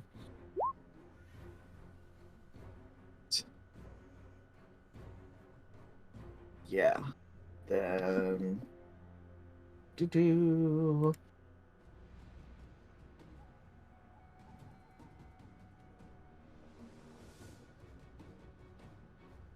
Alright. So this creature is gonna run forward to Thetis. On all fours. And it's going to attempt to attack Thetis 3 times. Oh, bring it on. Alright, so the first is a bite attack, which is a 17 to hit. That does hit. And then it follows it up with a 15 and then a 2. The for second one hits as well. So 17, 15, 6. Yeah. Alright. So the bite is going to deal.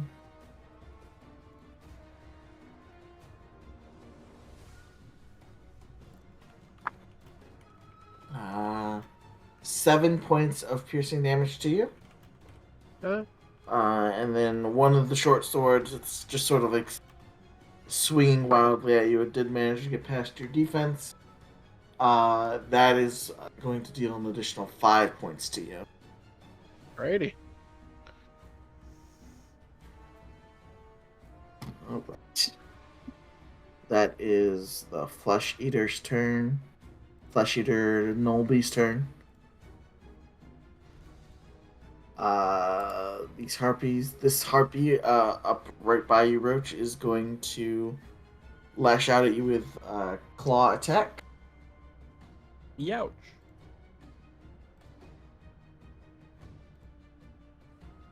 Alright. It's 3 to hit.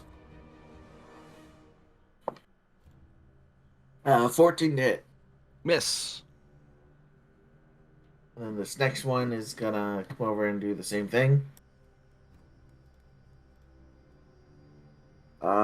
Okay, say 14 to hit, so miss again. Miss. Right. Nevena, it's Doran's turn. Gabe, do the optimal thing I should be doing for a person who can see the map. Okay. Nevena.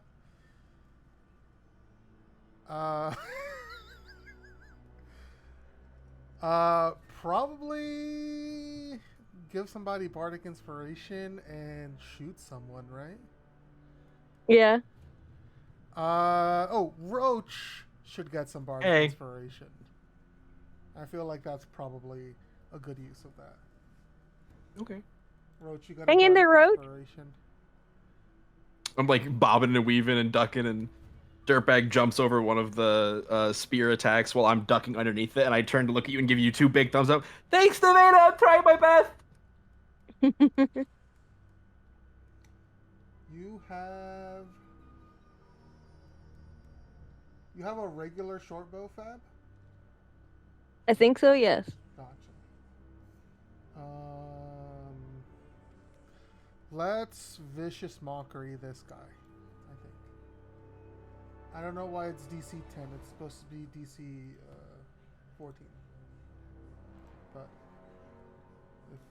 I don't know what I'm shooting, but she goes, "Hey, big ugly." Okay, it won't click for some He is big and ugly.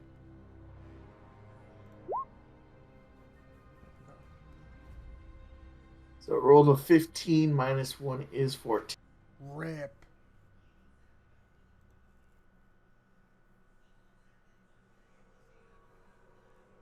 Oh, sorry. 15 minus 1 is intelligence. Wisdom. So just straight 15. Rip. Rip harder. Alright. I think that's our turn. Alright, Roach. It's me. Okay.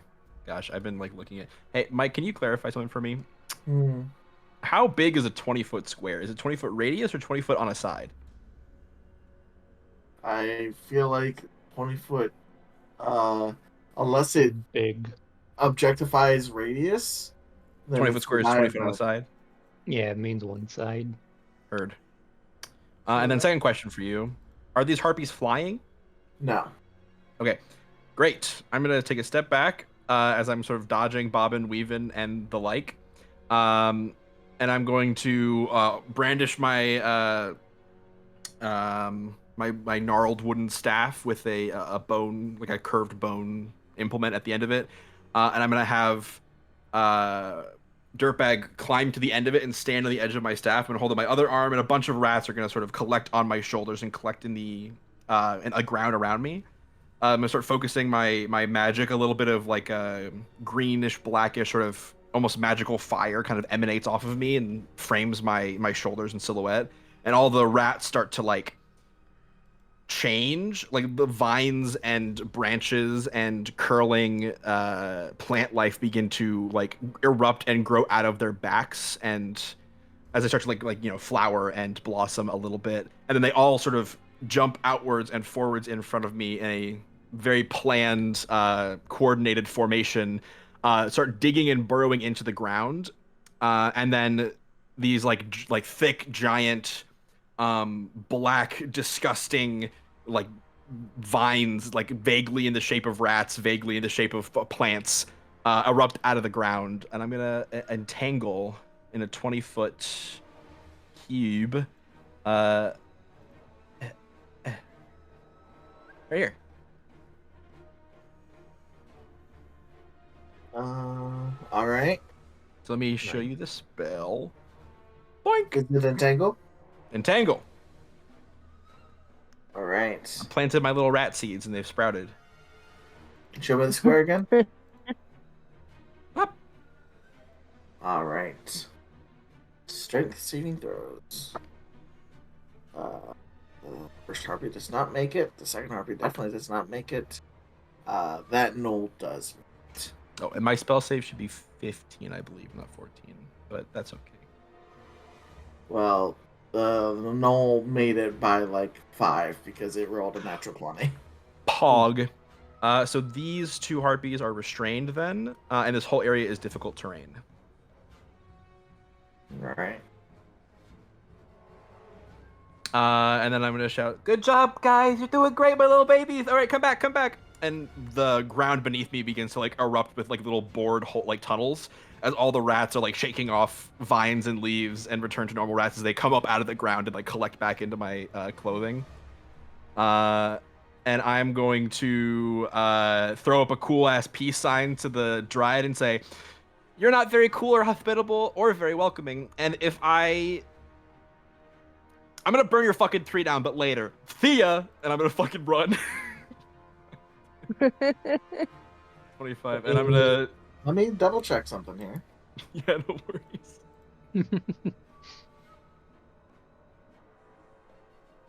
I lied about the not cutting trees down. I'm gonna fuck up your tree.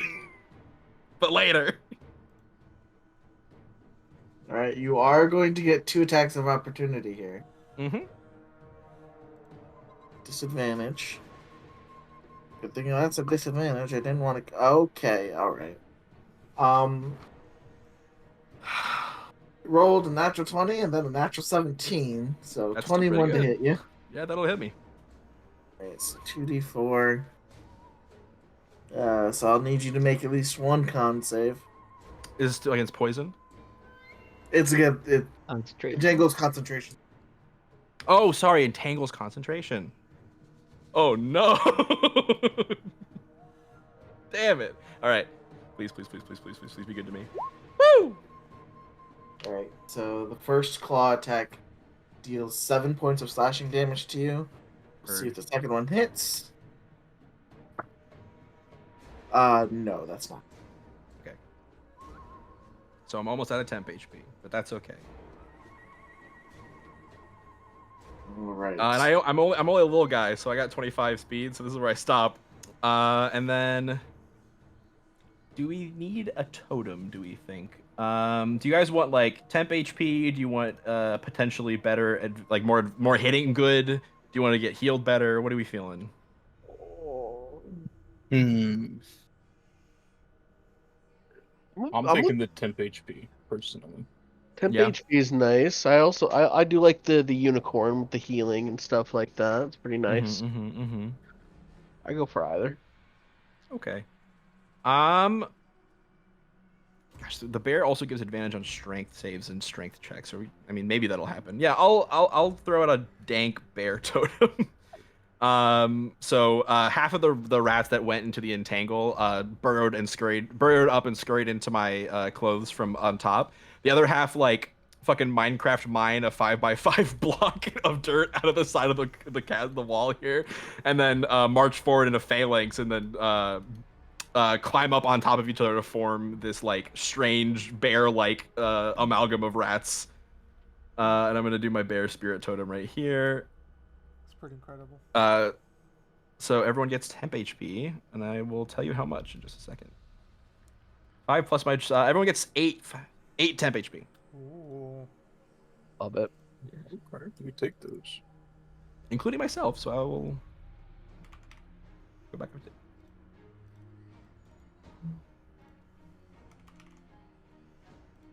and that will be my go. Okay. All right. So, Salvo, it's your turn. Salvo is gonna. I can still see up this hill, right? I'll see from where Salvo is. It is very hard for you to see that. Sorry, I couldn't figure out how to leave the activity and I accidentally joined it. Okay, so I'd have to climb up then. That's what you're saying. Yes. Okay. Well, for now, I'm gonna come over here. And as I'm running past the knoll by Thetis, I'm gonna shoot off a firebolt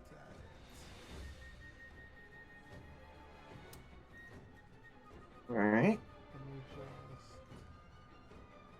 Yeah.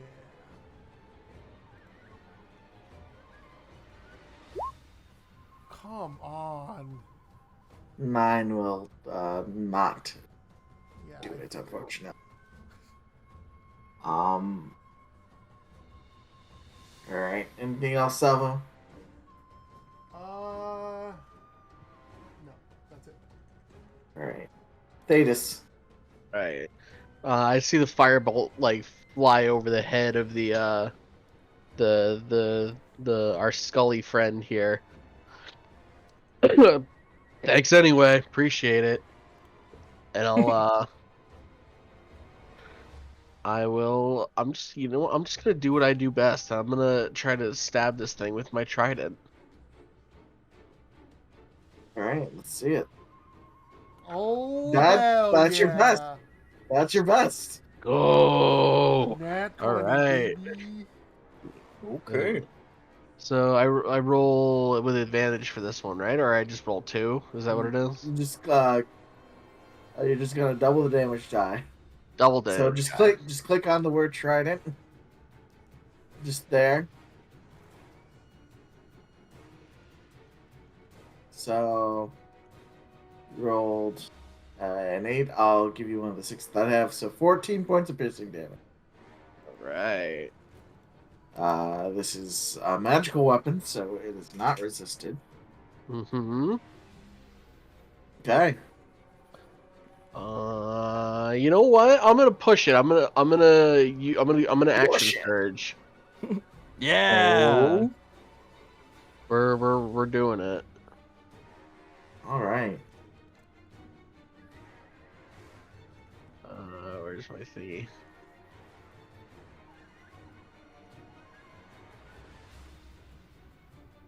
I have to mark it somewhere. Sorry, I'm just like blind for some reason. You're good. Take your time.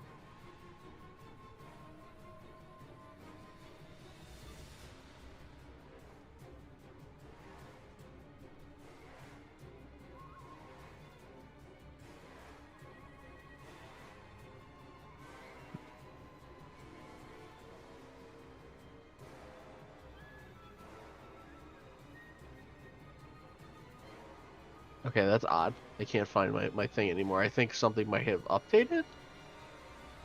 Like all of my Well, you wrong. don't have to click action surge. You can just take another. No, okay, yeah, okay, I got you. I found it. It was also just I was looking in the wrong place.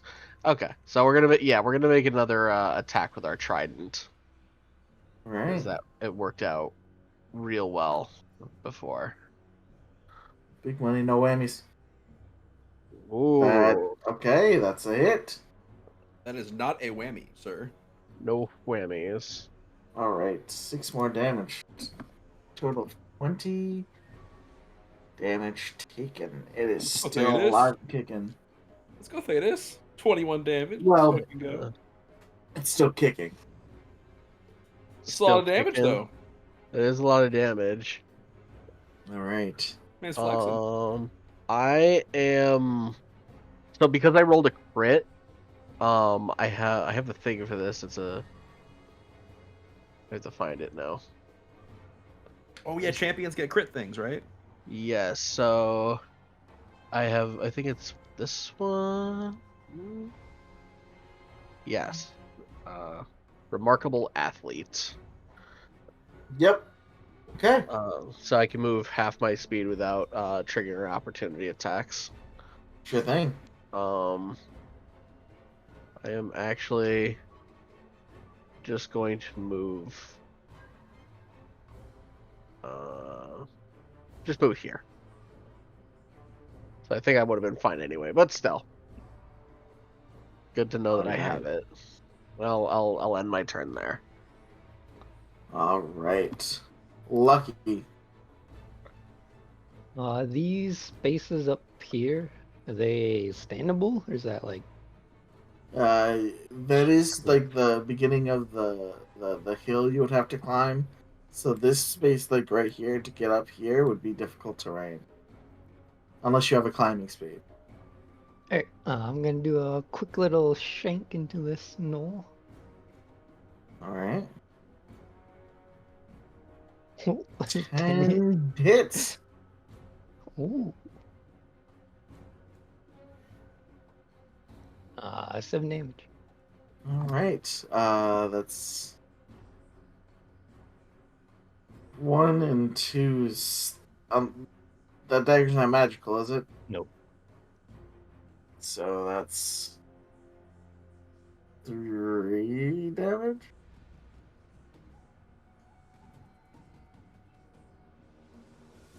Sounds right. All right. And then I will shimmy through Herman's space and get to the base of this hill. And that'll be my turn. All right.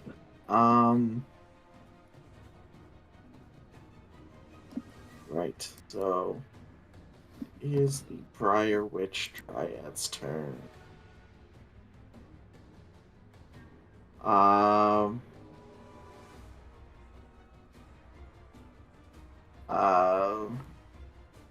Here. Roach, I need you to make a strength saving throw at advantage because of your. The bear totem.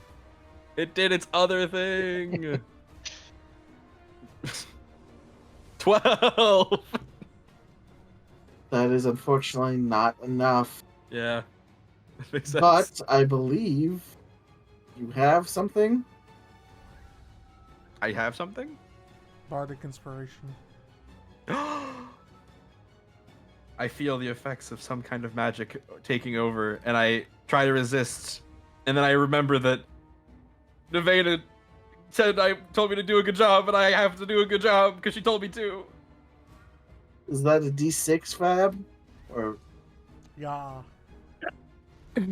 I couldn't tell you. 15. all right, 15 just barely fails. Fuck!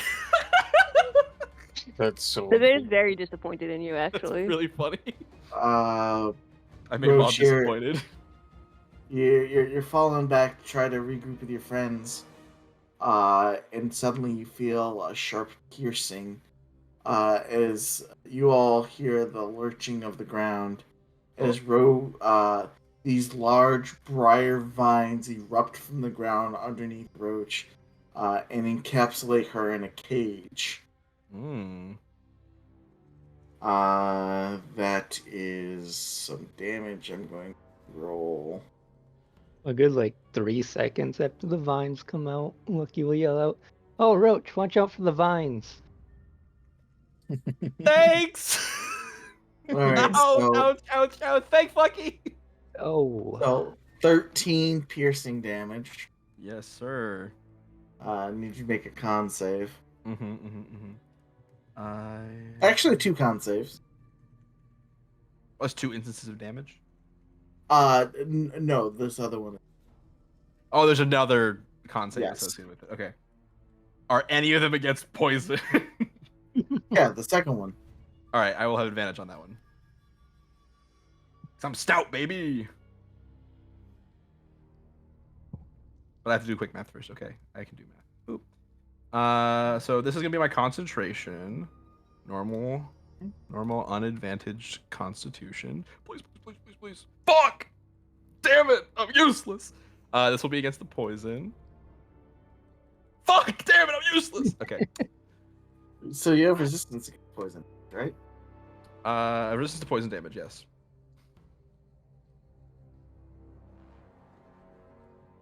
Back.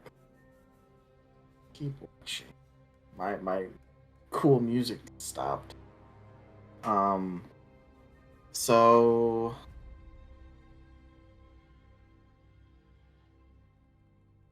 wait. Poison damage. But stealing necrotic. Ooh. Yeah, if it's necrotic damage, I'm not resistant to that.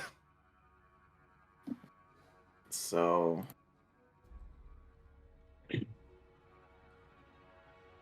Ooh, big hits. another 11 damage is these purple, suffused thorns erupt from the vines, digging into your flesh.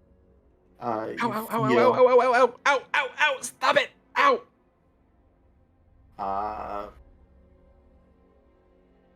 I think you hear that same cackling in your head. I'm gonna fucking burn your tree down, dude! I'm gonna fucking burn it down! Ow! Fully enters the tree, but you can still feel eyes on you. Yeah. Am I still, I'm obviously still encaged? Yes. Am I restrained, or is it just, I'm in You a are cage? restrained. Heard. And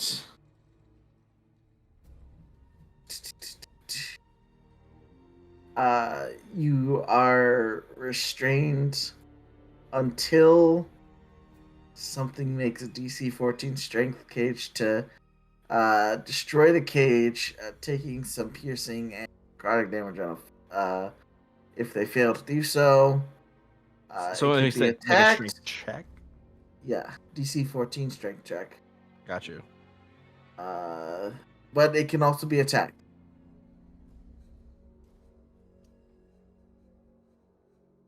You Okay. sneak attack vines. You have an adjacent ally. Herman Booger Blob. Yeah, you better get it right this time. Put respect on that name. Yeah, you put some respect on this name. I'm just gonna, for the cage, I'm just gonna. Oh, I just had a little lock on me. Oh, that's cool. I like that. Looks good. Probably just gonna beat the crap out of this thing that's in front of me and Lucky again. Is this Okay. green box gone now? It would be. Yes. Okay. That was the entangling, right? Yeah. Okay. Rip. Fury of Blows time.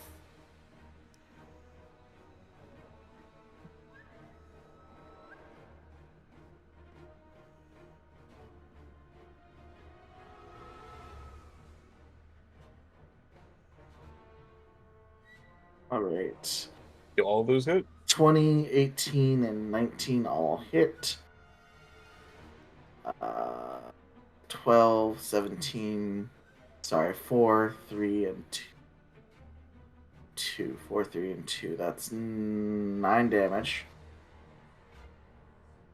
We take those. That is going to be enough. These things don't have undead fortitude. Nice.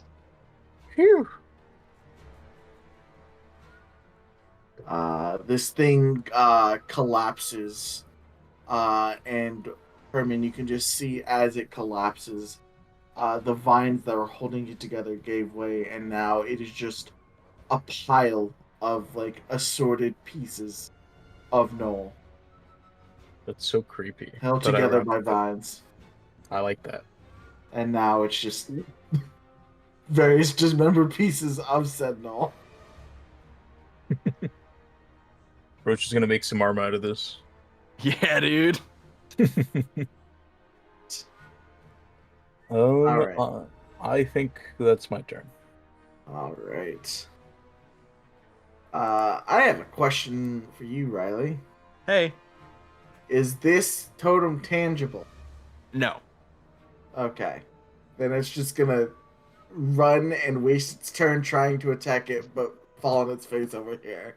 Yeah, it like runs into the pile of rats in the shape of a bear, and they just like crawl all over its body and like form like around it, so it kind of just like weirdly gets like processed and passed through the pile of rats. Because it has a -1 intelligence, and I deemed that it would attack the closest thing, which would be the totem. I love that.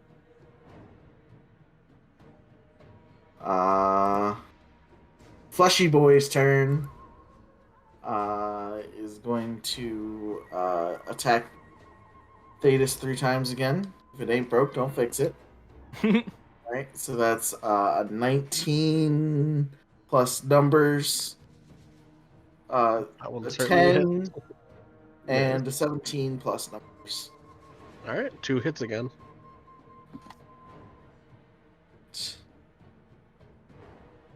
So a bite, short sword hit.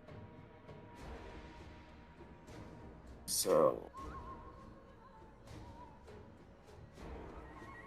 the bite is going to deal 5 damage. And short sword going to deal 8 damage.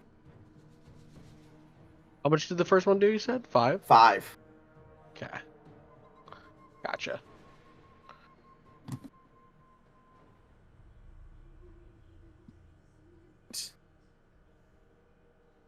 And then these harpies are free to go wherever they wish.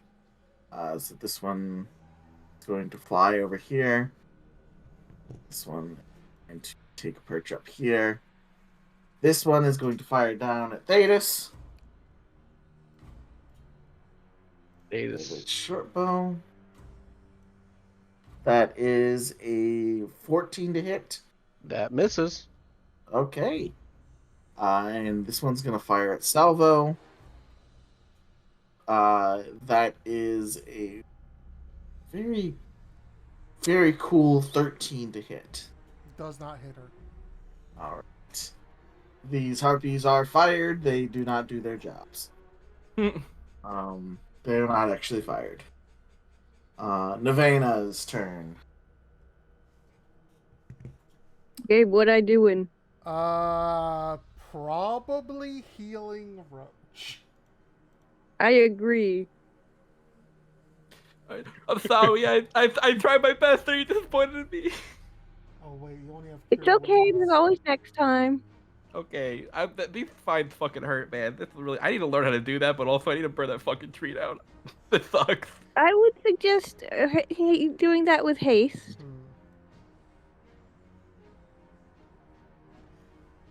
Is it like a cage, Michael? It is a cage of briarthorn. Okay, so Nevena couldn't really reach her hand in there to cure wounds, Roach. Despite all my rage, I am still just a Just a rat in a cage. Never mind. Oh, I'm looking at the wrong spell sheet. Hold on. She should have healing word. She does. Yeah, I was looking at my spell sheet. Never mind. Yeah, I was gonna say this bitch always takes healing word. Ooh. Never mind. Ignore what I said before, because she can healing word. For Okay. Roach. Let's click it. 7. Roach, you're a roach. You're only going to heal for 3. Oh, you bastard! Rude. And then I got hit with the death shard. We're gonna vicious mockery bone face.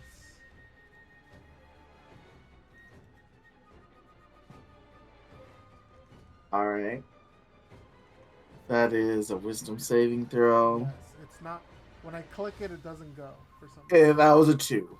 Okay. So he takes 1 psychic damage. And Oddly enough, that's enough to do it. oh hell yeah! Never mind. Teamwork. So that one's that the skull like explodes into fragments, and you all see like this just sort of like writhing clustering of vines that was in the skull, just sort of like just like it's almost like a ginseng reaction, like everything just goes limp, and the entire body falls apart.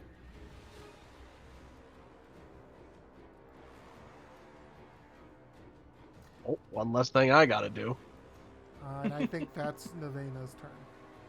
Yes. Roach.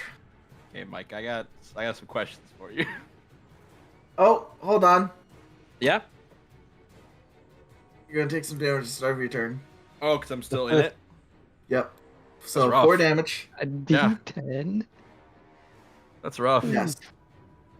This dryad ain't kidding around. Okay. Yep. Nope. That's start of your turn. 4 damage. Okay. Question for you, Mike. Yeah. What's up? Oh wait, the fact that I'm restrained means my speed is 0, huh? Yep.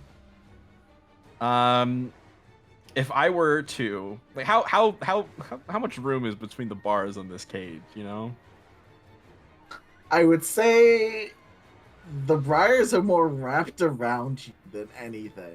I see. If I were to become like a lot smaller, just in a moment, do you think? What would happen? Do you think?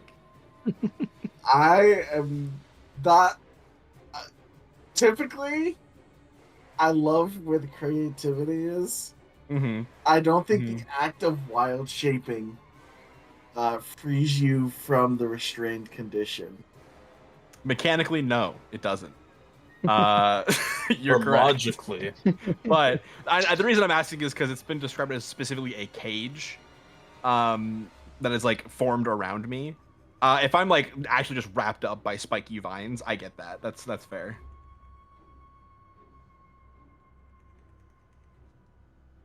Do you love Oh, no. Riley, Mike? I Oh my God. I love stop Riley. that. I do love Riley, but unfortunately, rules as written, the Yeah, act it's of fine. wild shape does not free one from the restraint condition. Well, that is the rules as written, but I'm asking you, Mike, what your ruling would be. And if your ruling is it doesn't work, that's chill. The ruling is, it will not work. I will not make you expend something to find out that it does not work. I appreciate that. Well, there goes my plans. I gotta figure out what to do. What do I got? I shouldn't cast a concentration spell because I'm going to take damage every turn. I have no strength. I shouldn't try to break free. Even with the advantage, I might not get the 14 easily. What can I do from here? Do you I have can heal enhance myself. ability for that strength check? What's up? Do you have enhance ability for that strength check? He's I've already got getting advantage. Yeah. Oh, Yeah, he just has a +0. I have a +0, so I figure it's like. Also, if I fail, I'm gonna take more Yeah. damage. Listen, that's Mhm. that's up from like a I don't know. Statistically, it'd be a 15, but there's still a lot of What downside. is that? It's also using the action. Yeah. That'd be like a 40% We got chance to get the you. roll, Riley. There's a what? It'd be like a 40% chance to get the roll with advantage. Yeah, it's pretty low, and but also if I fail it, which is 60, which is likely, I'll also take more damage, and I'm already taking damage at the start of every turn as well. It's fine. We got you. So what do I do instead of that? I'm afraid to cast concentration spells right now, though, because I'm gonna take damage. But I'll cast a concentration spell. You could also spell. Fuck attack the thing. So do you have a spell that you could attack it with?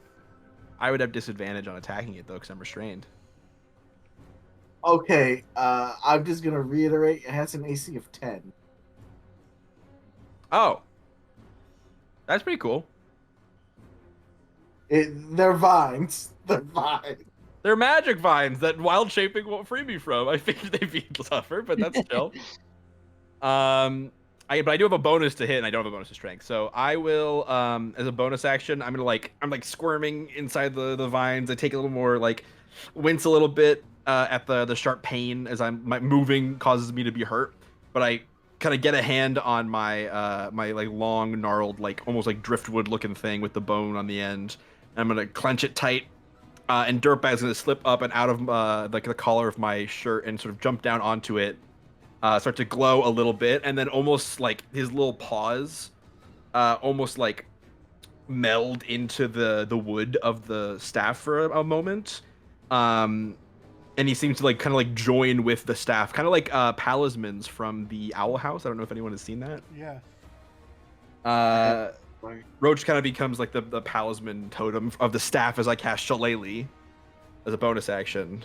And then I'm gonna use my dirtbag staff to fucking hit these vines, baby. Poor Alright. dirtbag. Nah, he's good. He's fine. he's part of the woods. Back into the vine. He's making it sharper. All right, go ahead and make your attack a disadvantage. Weapons become a D8. Weapons also becomes magical. Cool. So I will make an attack with a the plus my. I don't think I have this as like an instant roll on my sheet. Sorry, I'm taking so long. Oh, good. Right, +6, I think. Right. Let's roll. You're definitely in a situation where you could die. Yeah, right. And this is with disadvantage, so I'll roll this twice and take the lower. But I don't know how to do that. This. Well, okay, Mike, I've got good news. You hit it. Let's see how much damage you do.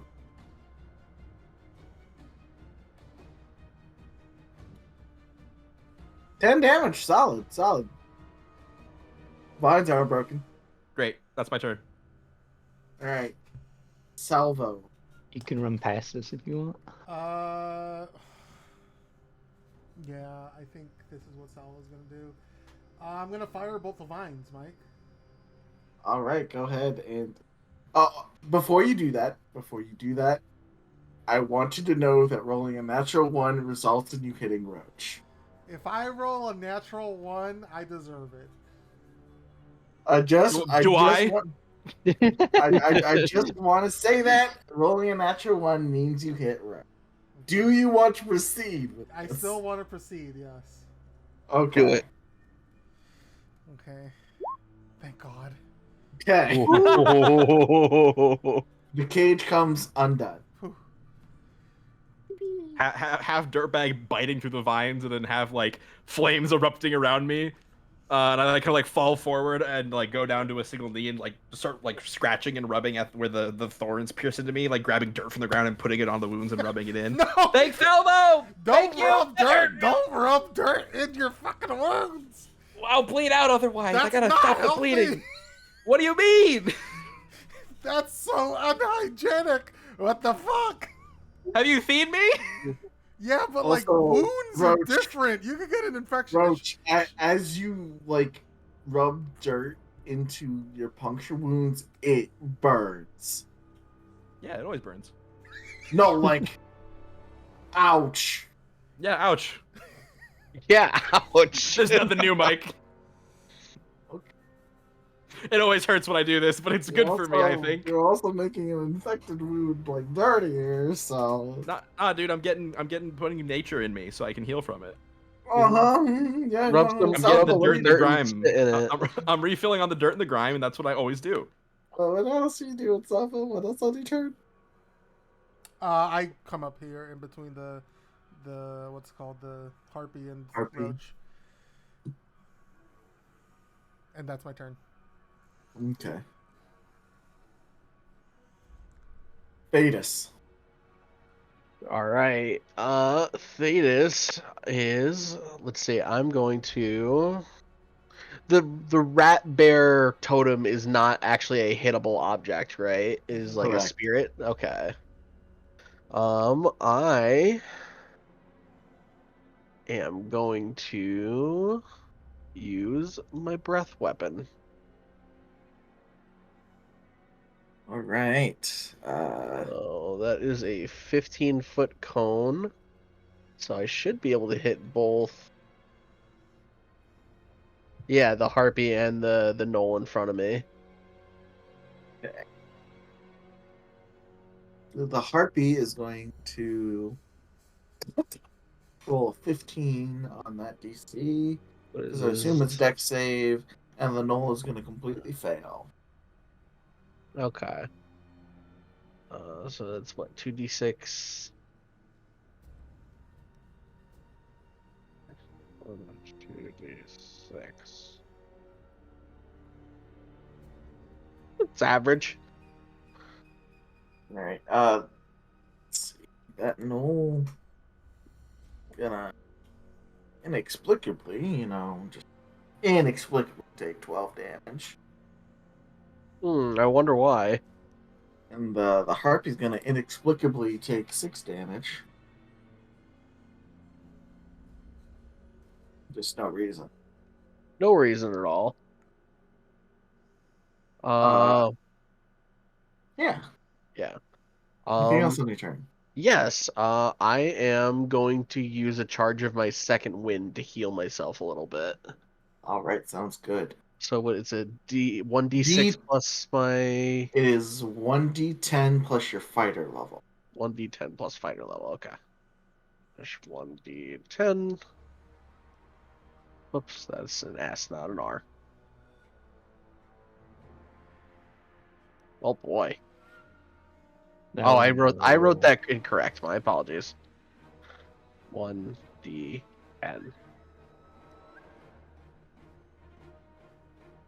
There we go. 6, so I healed 9. Nice. And that will be my turn. All right, Lucky.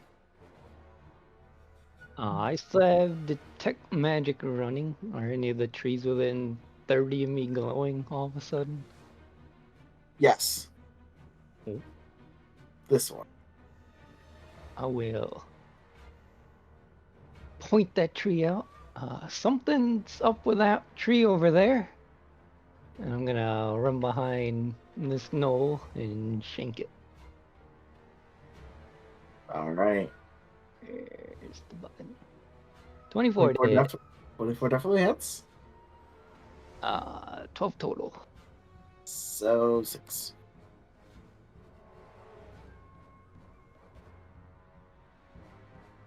And that's my turn. Oh, whoops. Okay. So as Lucky points it out, this tree does begin to glow for everyone else now as well.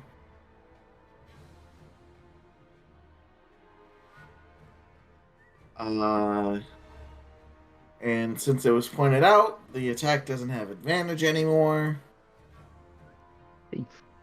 Thank goodness. Very nice. But that is still a 18 to hit Roach. That hits. Oh, Uh-oh. This large, probably as long as Thetis' arm thorn is shot out from this briar dryad.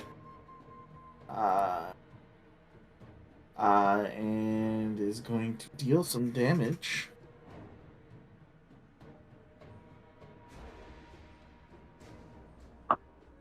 Ugh.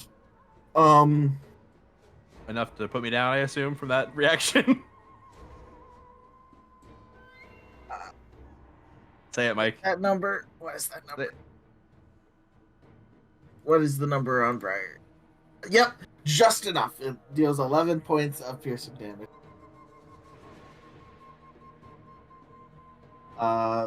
So Elderbag, I love him.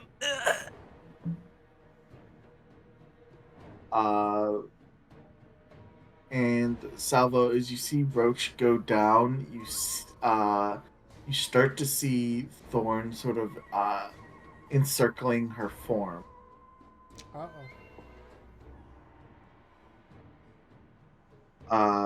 And the Dryad steps out, but steps behind the tree to get some cover.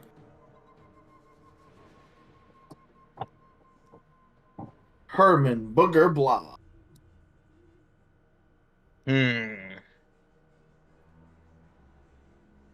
Let's see here.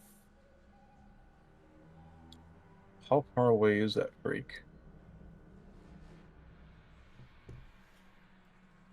30 feet. There is a bit of difficult terrain, so I would say it's more along the lines of like 30 or 40 feet to get to her. To get to her, but what if I have ranged attacks? Then you wouldn't need to get to her. Ah, exactly. Oh, Now you're thinking with portals.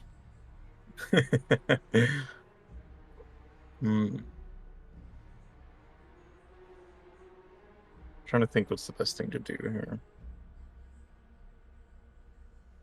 Realistically, it's probably best for me to get in between this harpy and Roach and be able to help Salvo out. Yeah, that's what I'll do. Let's see, how far is that? Do I have to, like, do some kind of acrobatics check to get up there? It's not a hard climb. It's just an extra 5 feet. So Okay. whatever you measure out, just add 5 feet. Yeah, I can make it up there then. I'll stand right here, and I will expend another key point to use Flurry of Blows on this harpy that's to my bottom left. Okay. All right. 11's rough. not gonna hit. 30 is gonna hit. I just fucking beat the shit out of this thing. Yeah, one more attack.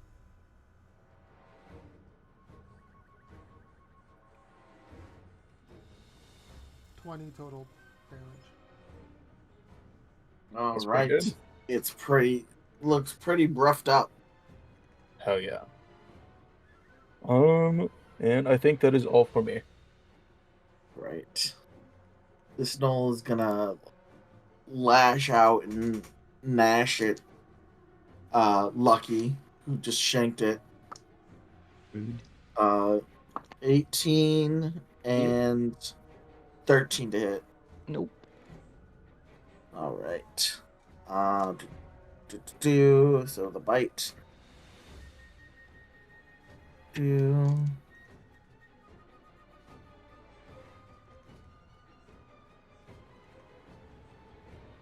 So that is 7 points of piercing damage to you, Lucky. Still got one temporary hit point. Its fangs gnash against your arm. All right, skull face is down. Harpy. This Harpy really looks like it wants to go for Roach, but it has a very tasty goblin right in front of it. Uh-huh. So it's going to try and claw attack you. That's going to be a 22 to hit.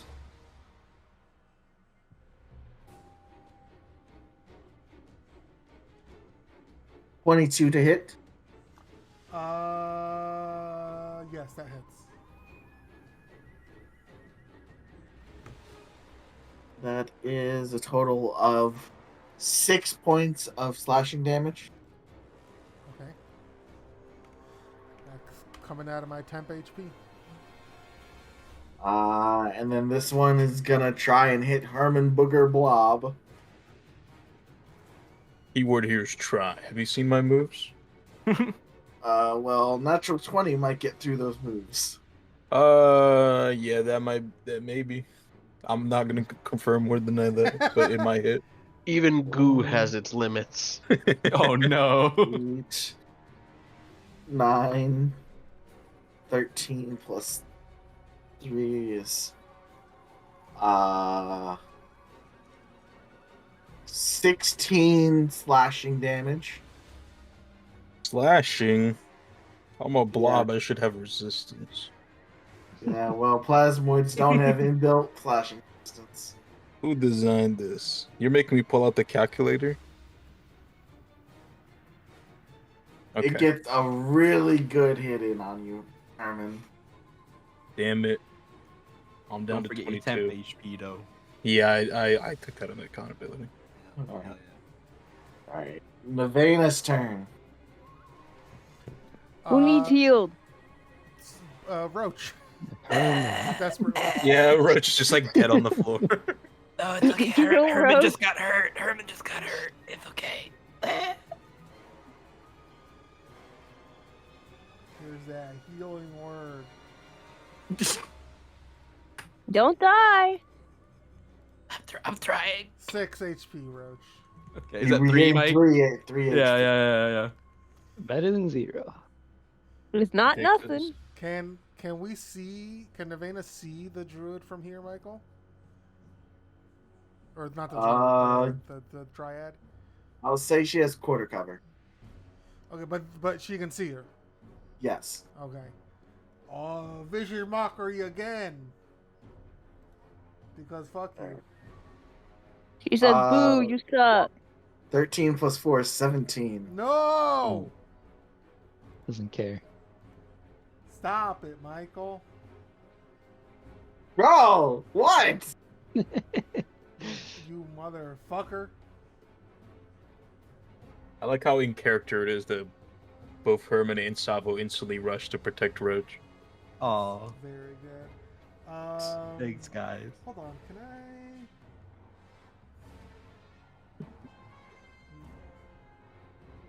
No, it's a bonus action. I also just realized how balanced our party is. We have 3 silly little guys and then 3 serious characters. Yeah, dude. Great.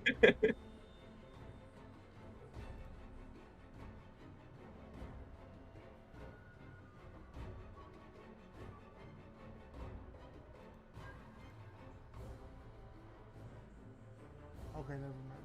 Alright, I was just looking at the Bardic's inspiration stuff. Anything else on your turn, Nevena? No. Nevena's in a good spot. All I love right. not being hit. You haven't been touched Roach. once. That's me.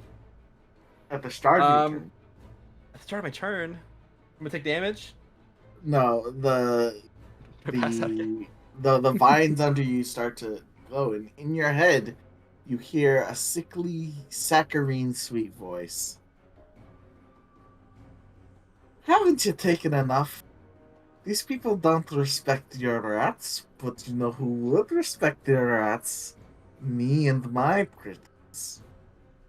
So I need you to go ahead and make a charisma saving. A wisdom or a charisma saving? You choose which one. Okay. Oh my god, am I getting fucking dominated on my turn? Holy shit.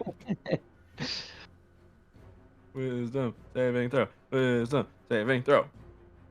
Bonk. 10. Oh. This is making a whole lot of sense. You know, for someone that's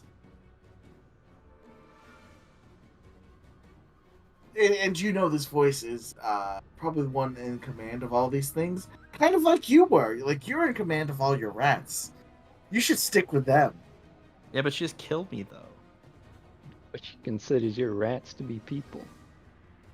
That's true, but like, oh, but she just killed me though. I know I'm being magically affected. I gotta make it make sense in my head though. This is not the Dryad talking. It's not the Dryad? No, this is whoever is controlling the Dryad. Oh, I for sure thought the cackling was the Dryad the whole time. No.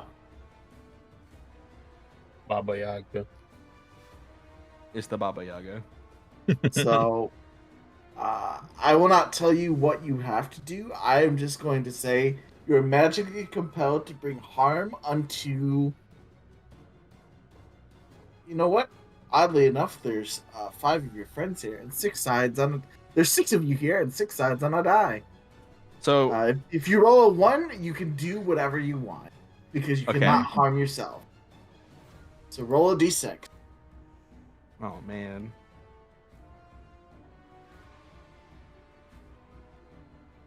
Ooh. 5. Nevena, she's been taking it easy. She hasn't been hit once. That's because she's been taking care of me. She's been sitting pretty down there. Yeah, she's healing me. I'm the hot one. You can't hit me. No. She's been healing me though. Oh. Negatively affect Nevena. Illegal. Crime.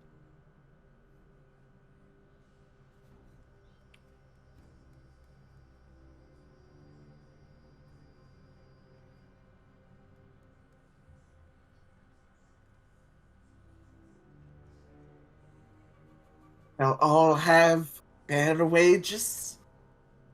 They'll all have dental. Dental? 401k match? Yeah, but No. my rats don't get dental. I can't afford insurance.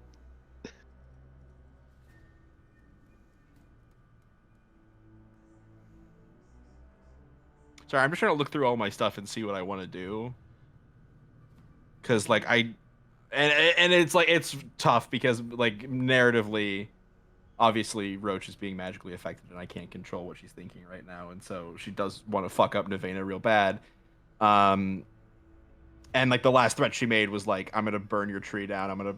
So like I knew what I was gonna do this turn, and I guess like the target should shift from the Dryad to Navena, but that also means that like I'm wasting my last high level spell. I'm gonna hurt Navena real bad, and it kind of feels really bad mechanically. But I'm gonna do it anyways because the hag told me to. We go to the start with this voice in my head and look down at Navena and see her down there. And I guess I don't like her very much right now, and I can't really ascertain why. But I'm in a state. I was just unconscious, and it's always She weird judged waking your up rat. from. She What? thinks you're dirty. I don't think Roach would think that though. Okay. But the hag thinks it for her.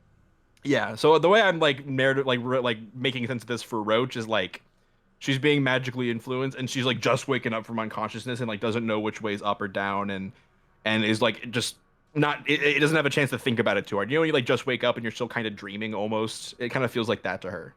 And like the target of what she was going to do to the Dryad has kind of like been shifted in her mind towards Navena. And so she bolts upright, and one of the rats kind of like nuzzles up out of her clothing and kind of sits on her chest, and she says, "Okay, Tire Fire, it's your time to shine. We need to burn that fucking tree down." And she like squints and is like a little confused, and then like nods confidently. So go burn. And she's gonna pick him up by like the scruff of his neck, and he's like really amped up and really excited. He's got like a little bit of a mohawk situation going on, and the ends of his hairs are like burnt and like singed and smoking a little bit. And I'm gonna toss him down the cliff, and as he goes, he bursts into like a sickly like orange like green fire, and hits the ground, and all the leaves and grass and stones begin to like catch fire around him as he starts rolling around. And I'm gonna cast Flaming Sphere and ram it into Navena, I guess. Alright, Navena, go ahead and make a dex save.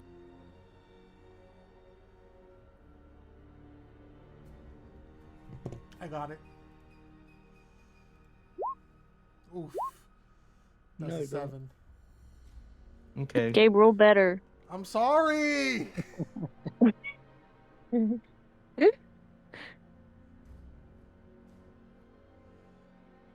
Only 4 damage, which is okay. Nice.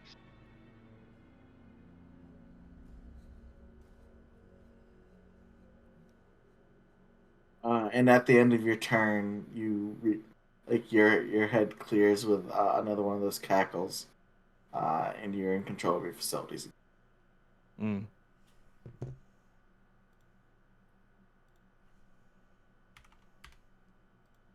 Right. One of the few possibilities. You okay, Roach? What? What happened? You hit me. Oh, fuck. Sorry. Are you okay? Yes, I didn't mean just a little to. thin. Oh, God, I didn't mean to. It's fine. We'll hash it out later. Okay. Oh, gosh. Salvo. I'm going to cast Shocking Grasp on the guy in front of me. Alright. It's 21 to hit 21 hits.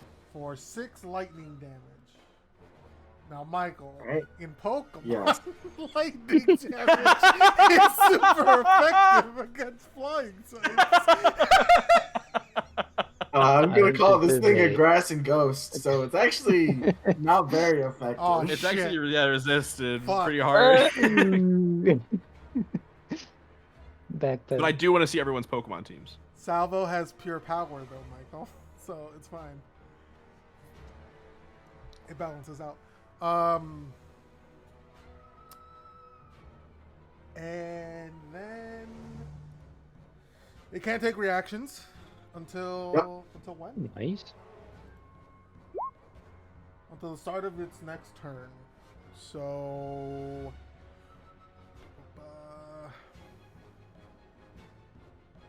actually, I think I'll just stay there. I don't need to move away or anything.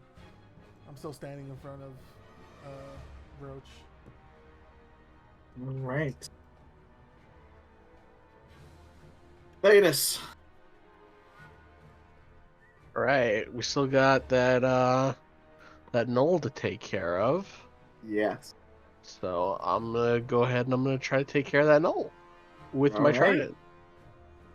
You know Oh what? my That just god! might take care of it. That Nice. Getting a just fucking might. Oh, no yeah, kebab for tonight. that is a 19. So I have improved critical. Yeah, that'll do it. Now click on Trident 1 in the chat box.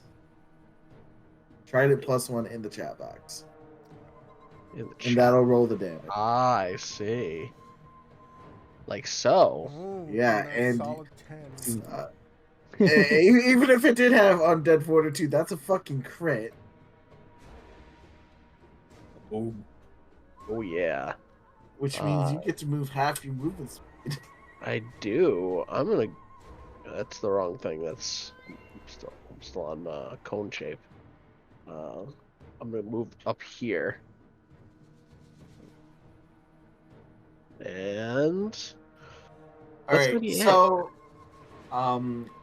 this is something that I've discussed with groups in the past, but now that it is an actual thing, I just want to discuss flanking real quick because flanking, I feel, is a little powerful on both ends. So flanking in my game typically will result in a -2 to the target's AC for both of the flankers. Oh, cool. That's fine Like with that's me. how Pathfinder does it, right? that I believe that is how Pathfinder does it. Yeah. Let's go. I like that's that's good. Instead That's of fine. just granting straight advantage. Good enough for me. But yeah, that's my turn because that's all I can do right now. Can't wait till extra attack. Alright, I may have some good news for you on that end at the end of the session. Ooh. Well, not Ooh, level up. Yeah, maybe. 5 level ups. One level per kill, right? Nah. Lucky, it's your turn. Um.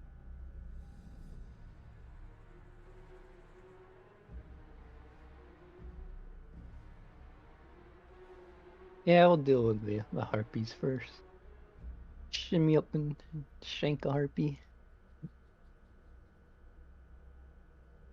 Okay. 18 hit. 18 hits. 9. Just a 4. Okay. Anything else on your turn? Hmm.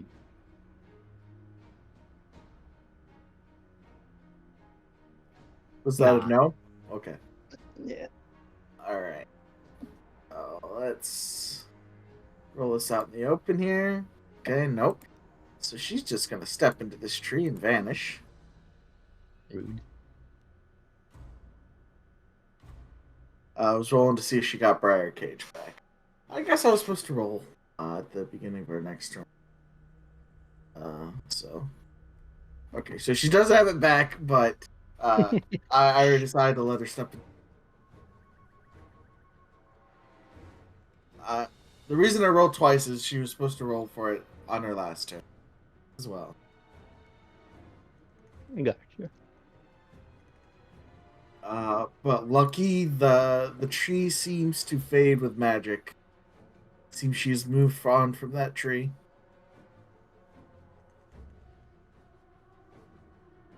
I'll just keep an eye out on any other trees. Call them out if they start to glow. All right, Herman.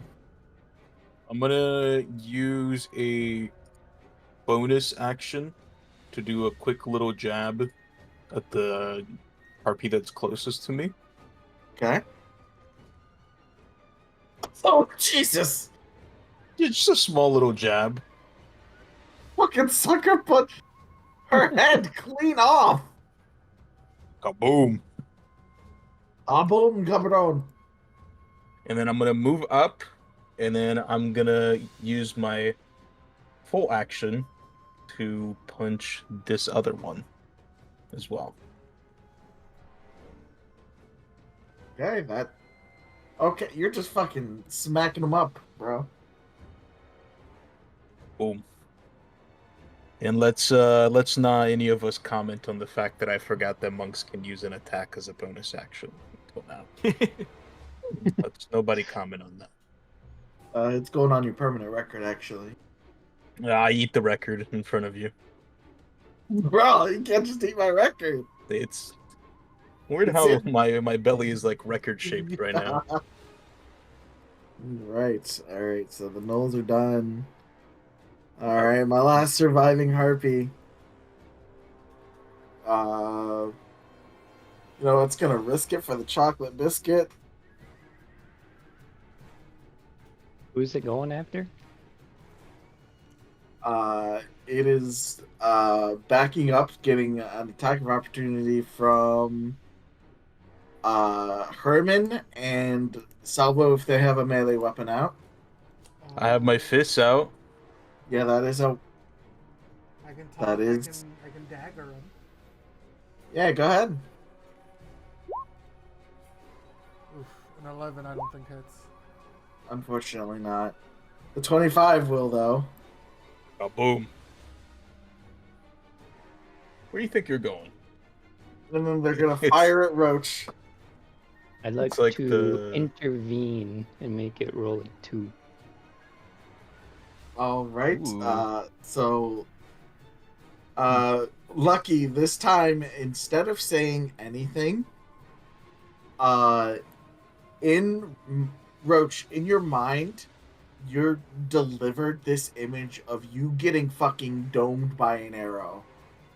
So when the harpy fires the arrow at you, you're able to easily dodge out of the way. Cool. Is that like a premonition? And Lucky, your eyes glow. Very cool. Each of them a different color. One red, one blue. Thanks, Lucky. Noted.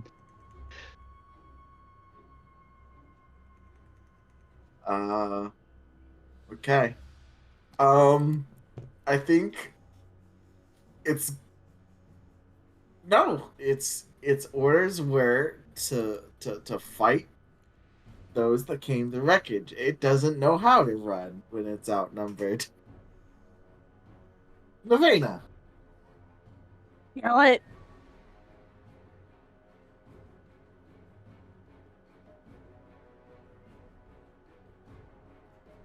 Which am I not? Hold on. Hello. No, I'm not muted. I don't. Oh, you're good. Yeah, we can hear you. Okay.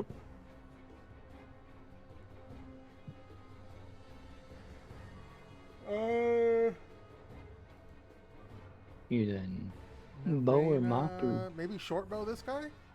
The last Yeah. regular guy? And move away from the flaming orb? I do love not being burned. Hey man, that flaming orb has a name, okay? 16? I'm the only person Tire who fire. do 6 burns here. It is tire I'm not- fire. 16 to hit the harpy, Michael? Yes. Hits. For 9 piercing damage. Hell yeah. 4.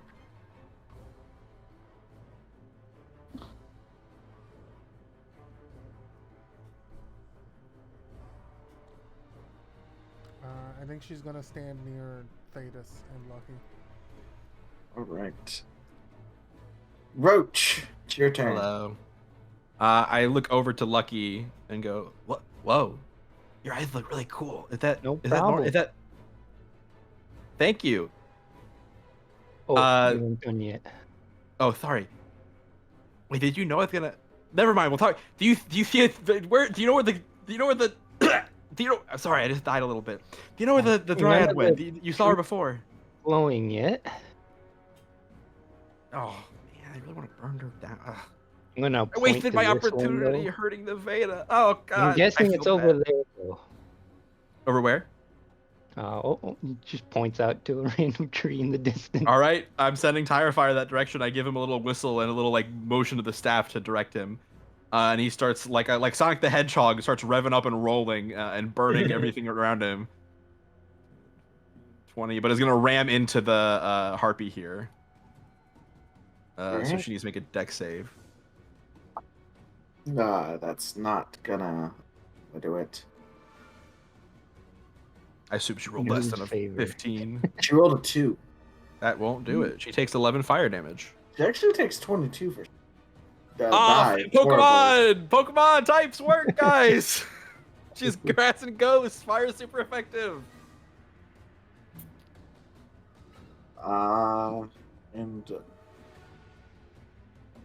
I think you all sort of wait around with bated breath for a moment, but soon it's tension dies down. Combat is over. I really quickly just get up, wince from the pain of all my wounds, but like run as fast as I can over to Tirefire, who's like running around and rolling in circles just where he's standing and catching everything around him on fire. And I'm just gonna like take out like a large like leather water skin and start like dumping water on him to put him out. Okay, you're doing good, buddy. Just calm down. Big breaths. We talked about this. Big breath. There we go. Who's my little baby? Come here. You did so good. As Tirefire, like sopping wet, fire goes out, and he looks very pleased but tired and crawls into Roach's arms. And then she like kind of slumps on the ground, also exhausted, like, huh. Whew. I'm gonna cure wounds, Roach. Ooh, ouch. Ooh. Since I still got 9 more minutes of detect magic, I'll just go on patrol for a bit. Mike, do I still heal half of this? Yes. Okay, I heal 4. That's crazy. I think we should collect what medicine we can. Oh, sorry, yes. And, from the cart, and then maybe take that back with us, and then see if we can get some extra hands to perhaps take back more.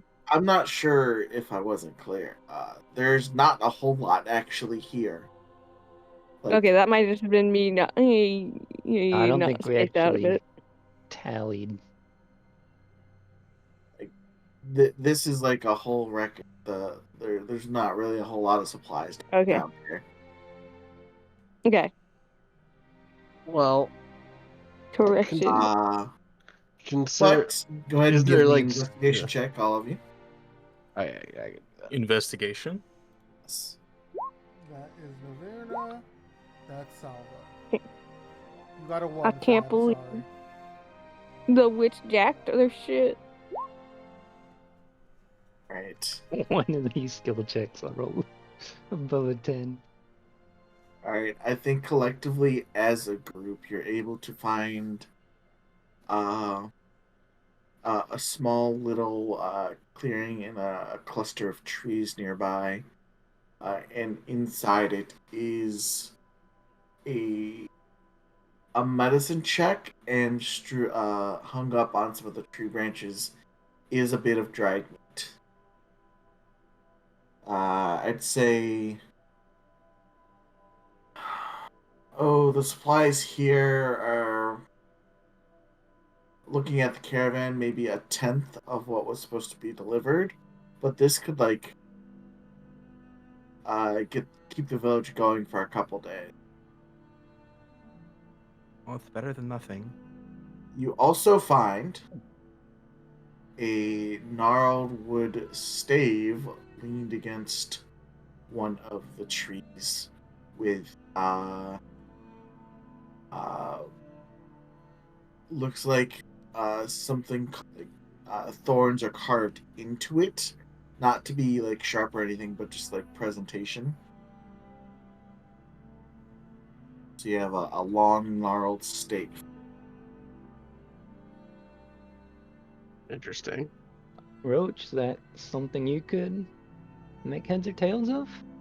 Oh, I don't know. It looks like a stick to me, like someone's art project that they were carving into it. Oh, lucky. It's.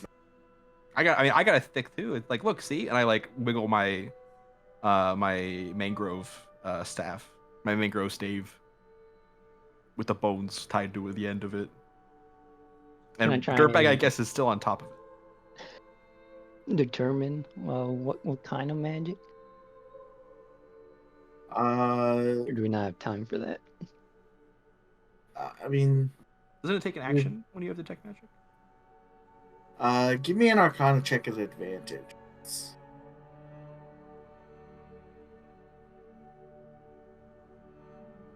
All right, so Lucky. You're looking at this staff. It's a very well made staff, very very proper.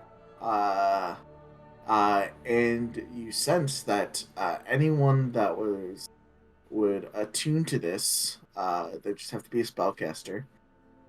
They would be able to cast Spike Growth, taking one of the thorns. Looks like there's about 5 thorns on the staff. If they were to press one of the thorns into the staff, they could cast Spike Growth once per thorn. So recharging daily at dawn. But you also notice that this staff is cursed. In that if someone does not meet the exact specifications, that being they don't have that coven mark sort of branded into them, whenever they dealt damage with spike growth, they would take past the damage.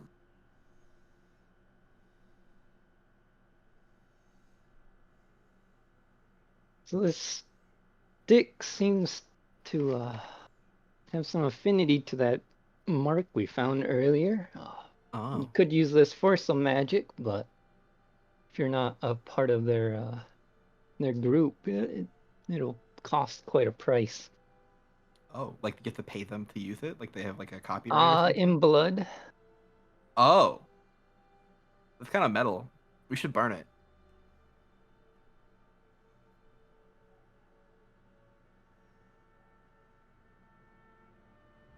Huh.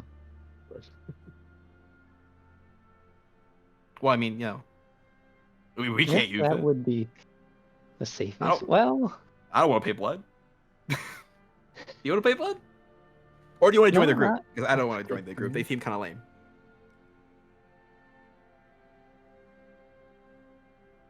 I've paid enough blood today, so I don't want anything to do with it. You're telling me, man. She looks up at you, her face is scratched, and she's bleeding from everywhere. It gives you a big smile. Ooh. You did a good job out there. Well, I didn't do too much, but, I lived. I survived another day. That's all I can ask for. One more enchantment on it, Tay. This staff seems to be under a permanent shillelagh spell. Ooh. I'll share that I wonder if information. we can remove that curse or something. Maybe. Do we know anybody that has that skill set? What exactly were we fighting? Oh, I thought that it was a dryad who was being controlled by something else that was laughing a lot, and a bunch of zombies from the wood. You all heard the laughing, right? It was pretty loud, all over the place. Nope. Nope. Oh, that's bad. That's not good for me. There's a lot of laughing. Oh, that's not. Is that why your fire went amiss? Oh, I don't know about that. And also, Nirvana, I know you said it's okay, but I'm really sorry. I just want you to know, that I would never do that or something like that. And it really bothers me that happened, and I'm really sorry, and I hope you're okay. Are you okay? All's forgiven. I mean, it hurt, but it's not that bad. I'm doing fine. Okay. Well, you got caught up in hag business. They're manipulative. Well, hag business or no, I am not a fucking traitor, and I wouldn't do that to you under normal circumstances. And also, and I hold out my hand, and a little tired, excitable rat with a little bit of a mohawk and a singe looks up at you with big, wet, sorry eyes. Tire Fire's also very sorry. He didn't mean to. He gets excitable. I shake his little hand and I go, apology accepted, Tire Fire. He nods, gives you a rat thumbs up. His mohawk like catches fire a little bit, and I go, "Wait, no, he's excitable," and I like take him back and I slip him into my clothes. You like lick your thumb and Yeah, it's yes, very good. Maybe we should take these supplies back and check with the Abbey. Maybe they know more about this thing. Yeah, I bet they She's could as a also plan like as any. bet they could benefit from just the information we got, right? Like where it happened, why it happened, who probably did it. Should we take those Yeah. Enough skeletons back for and like bury them? half the reward? Do you guys bury people here? I think you do, right? There's an undead situation happening, so getting the skeletons to the priests to do what needs done would probably be the best plan. Oh yeah. Lest we want Okay. them to come back to us. Yeah.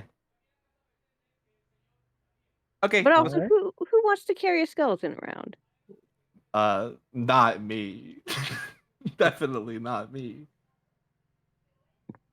You could just put them in my bag. It's fine. Okay. I don't have a treasure channel. What? Can I carry one of them? Can't believe we're carrying around skeletons and we don't have a single fucking necromancer. Fix my feet.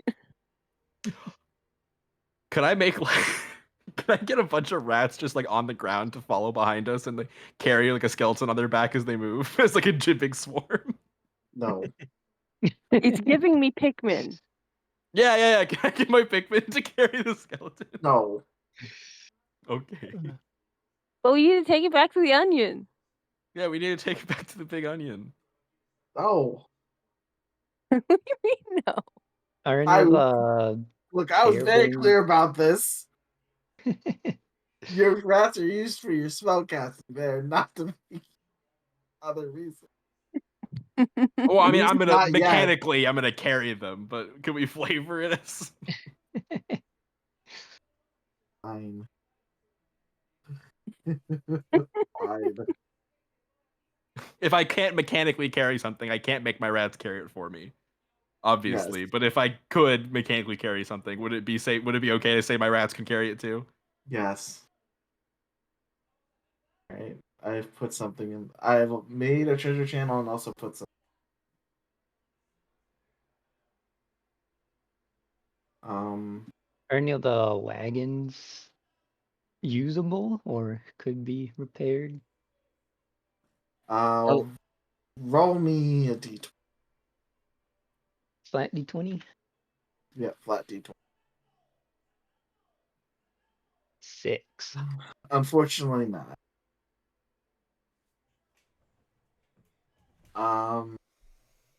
So yeah, you have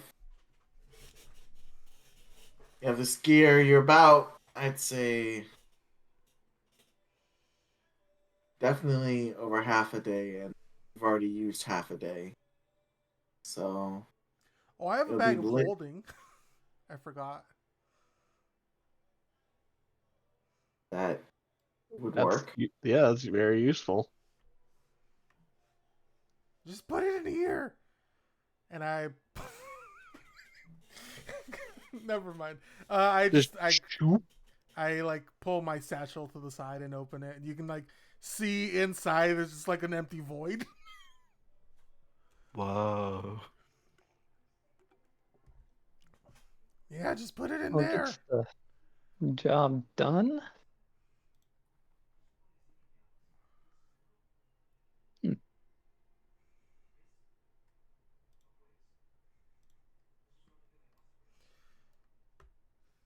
We should later when we rest and stuff, we might need to come back and figure out where that hag is.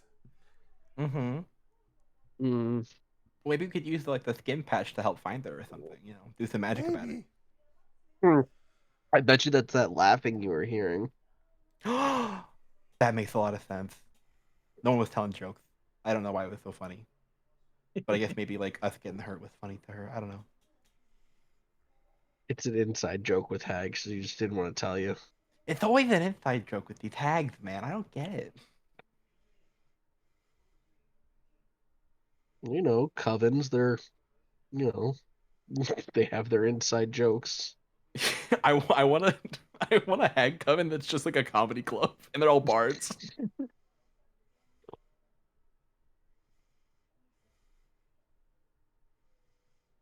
All right. So you guys are heading back to the wagon? Yes, sir. No, to the town. Back to Angel Rest? Yeah, What I is think that it? What sounds is a good. town if not a big stationary Yeah. wagon? Yeah. All right. So it is late night when you got, well, I'd say it's probably like 10:30, 11 o'clock at night. You guys finally get back. So, yeah. You guys left probably around 10, get there at 4, and 4, I guess 8, 9 o'clock. 9, 10 o'clock will be fair. I will say it took you a while to search through the caravan and then the fight and recovering and gathering everything. Well, nice 10 p.m. Uh the guards see you. They let you in. Uh and as you guys are Real where quick, would you the guys like to go? the entrance to this town, is it just like a big gate? There are several gates. Well, like when I say gate, they're like palisades almost. Yeah. Like rough stone palisades, and guards are posted at gate, the White Rose guards. Can I set an alarm at this entrance? Sure. Okay.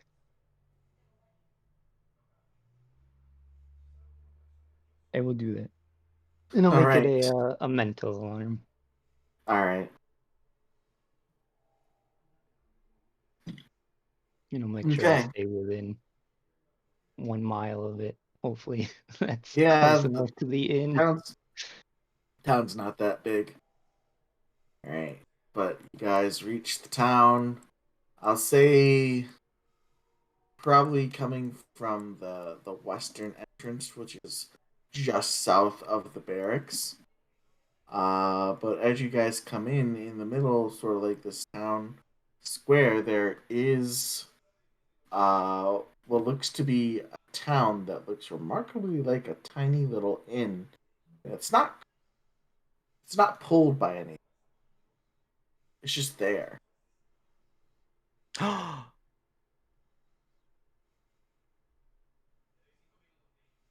know what this is, so I'm not going to do anything. I also know what this is. Wait, describe that again. There's a cart in the middle of the town square that kind of just looks like a little like tiny little inn on wheels. It doesn't look to appear to be being pulled by anything. It's just situated in the middle of the town square. Hmm. Here he is.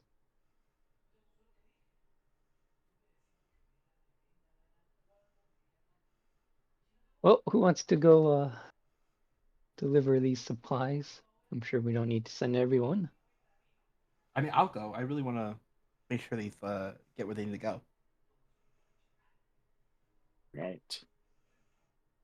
So Roach, is anyone else going with Roach to the mayor's estate to deliver the supplies? Are you going to the barracks to I'm deliver the definitely going to the supplies? mayor's estate.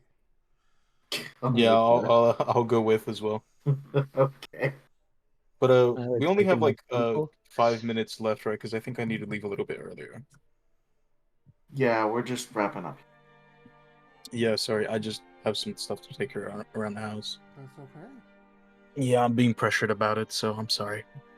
I got Fine. 22% battery and a power outage, so we can end whenever we want. Yeah, that's fine. We're just gonna finish them.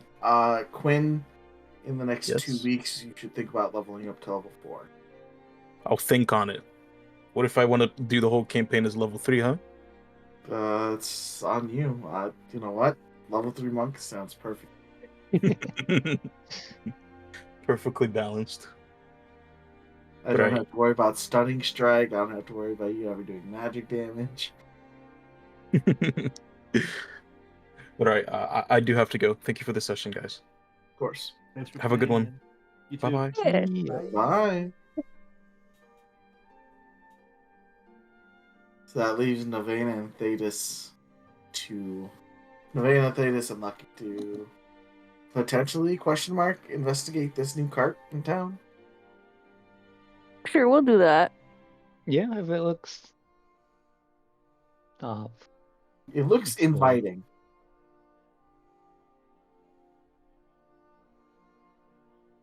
Alright. Yeah, I'd like to. peep in to see, if it's unchecked. Yeah. Knock knock. Is Oh. anyone in this cart? Hello. Alright. So when you approach cart, where the indoor is, you see a small stepladder appears as the door opens, inviting you inside with a draft of warm air, carries the scent of cinnamon, apples, fresh ink and parchment, and oddly benevolent magic charged with within the gust. It seems very inviting.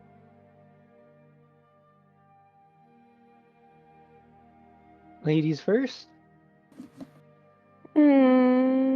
Sure. And I walk in, like, hope you don't mind me coming in. It's a bit of a situation in this village. Wanted to see what this was about. As I enter.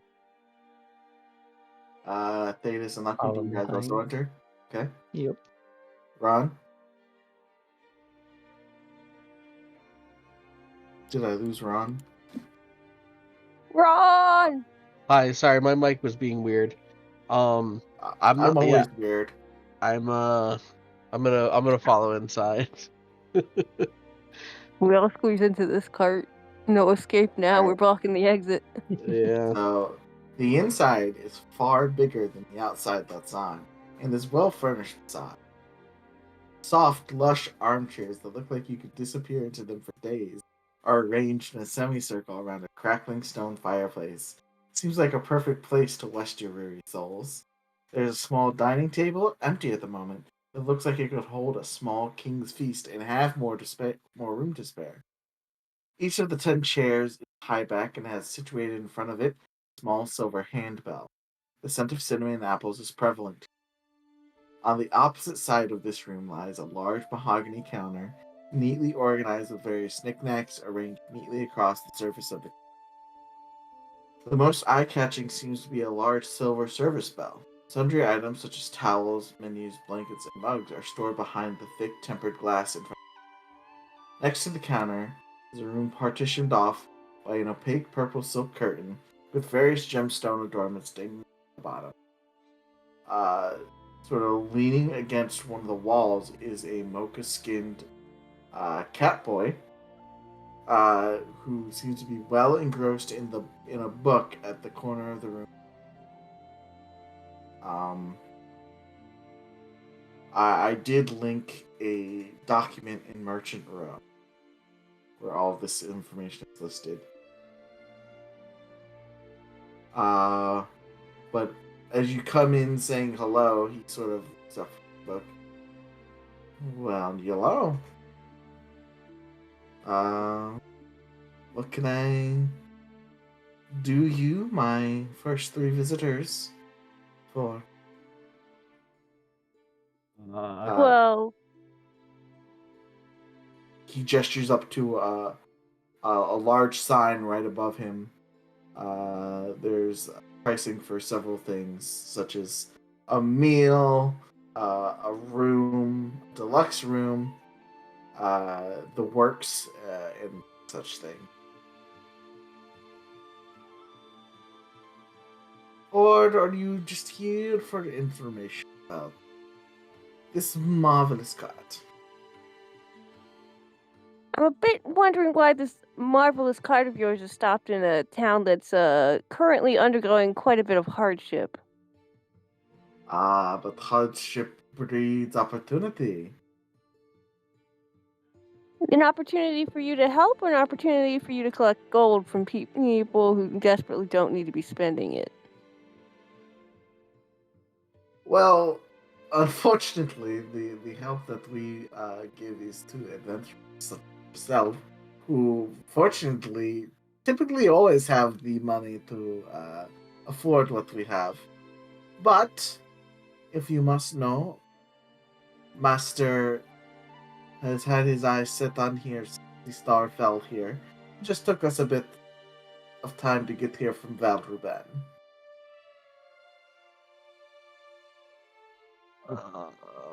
What do you have here? Oh, we have a whole bunch of things. Personally, in my section here, there is a place to rest your weary heads, have a nice meal, uh, rest and relax. That's kind of my thing. Rest and relaxation. If you want more, if you want to deal with magic items, there is a hall, and he just gestures to the hall. My co-workers and my master are further in, but yes, as I said, I am the friendly, doorman of the cart. I lean toward Nirvana. I'm like, I don't trust this place at all. Oh, I trust it to be what it is. I just think it's. I'm hungry, so I'll take one meal. Excellent, 1 gold. Okay. Takes the gold and rings the large silver handbell. And you can see a plate loaded up with probably all of Lucky's favorite food, as if someone read your mind. Appears at the table. He just sort of gestures. By all means, be our guest. Sit, fill your belly. All right, thank you. Unfortunately, we already have our rooms booked, so won't be needing any stay. It's perfectly fine. It's like me and Theta have our arms crossed over, like hovering, like, what's the catch? Oh, I'll start eating, see if anything happens. Just some honest salesmen peddling their wares, nothing more. It's so true. It's a very filling meal, Lucky, and sure as anything, you feel a lot less weary. You can go ahead and take a short rest. Oh, short rest If for a you need- gold piece? That's so cool. And sure, I'll use my arcane recovery then.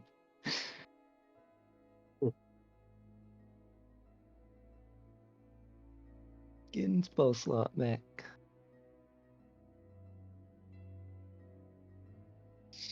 Where do you get the supplies from? But that is a trade secret, huh?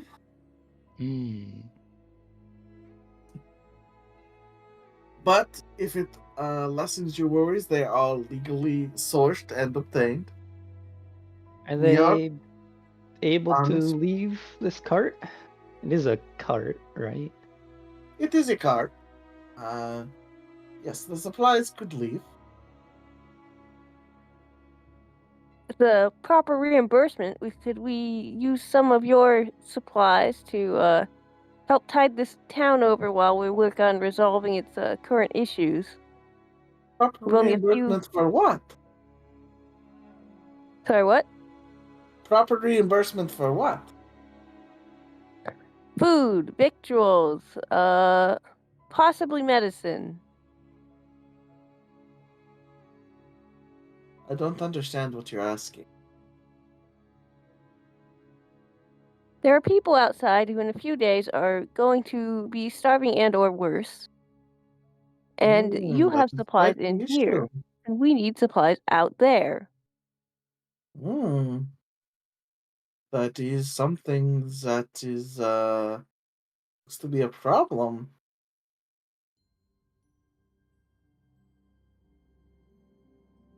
Is that a problem you're trying to fix? Yes. Alright, well. Say I was willing to part with the supplies that I have legally obtained. What uh what are you offering to pay for them? I don't know how much gold I have. Oh, we start with 200. It's whatever you spent. Yeah. Out of character, are we now assuming that this person like looted the supplies from the cart or something like that and brought them here? This is something completely different. This is something completely different. Okay. I'm just assuming it's wizard bullshit capitalizing on adventurers, so. How does That's way later. How does 50 gold sound? 50 gold worth of supplies. I could part with 50 gold's worth of supplies.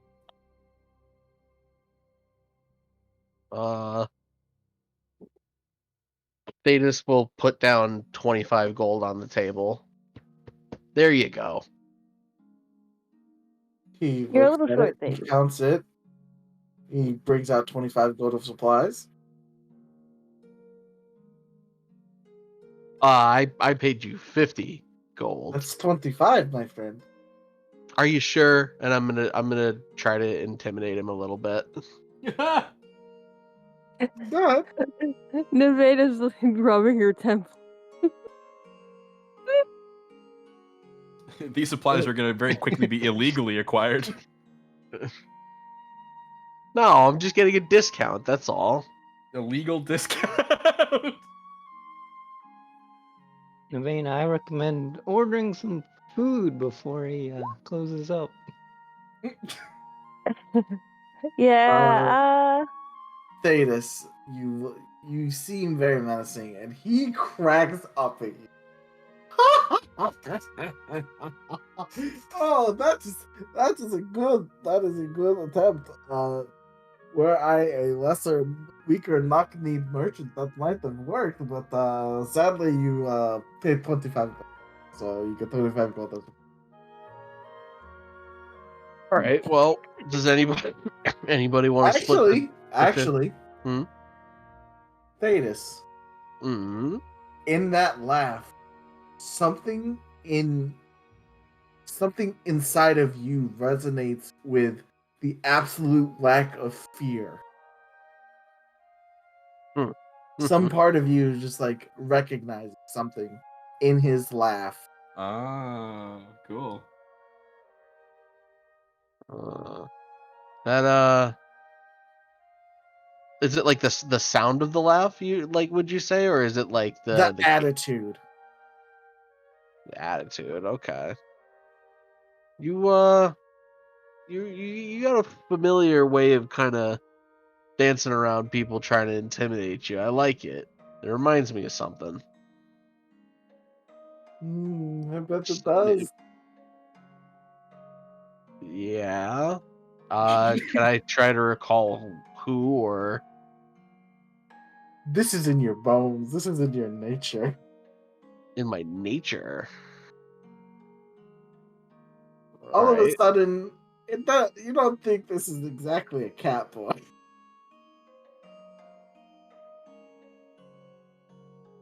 There's an otherworldliness to him. Oh, you're like something more important. that's just his Final Fantasy 14 avatar. Right. I wish my Final Fantasy 14 avatar looked like that. This guy's just playing an MMO in the real world. In the real world of D&D. Well, I will just take my 25 gold worth of supplies then. You know, you caught me in a good mood. I have not had someone try and threaten me like that. He like snaps his fingers and he gives you the 50. I will just take that with a smile on my face then. Please stay. And he like snaps his fingers and 2 more plates come.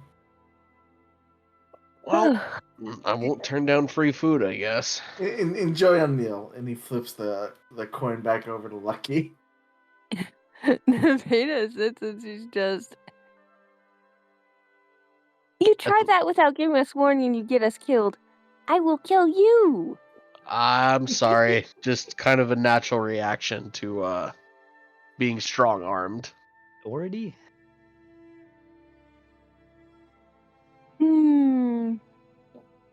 She shakes her head. Whatever. Let's just eat. It worked out. It's fine. It's extremely good food, and you feel like you've had a short rest. Go ahead and put in a short rest for whatever your characters get back on a short rest. I recover the 4 HP. I'm no longer singed.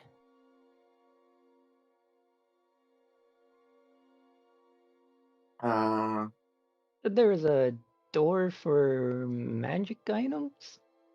Yeah, the hallway back. Gestures, hallway. Me enter down that way.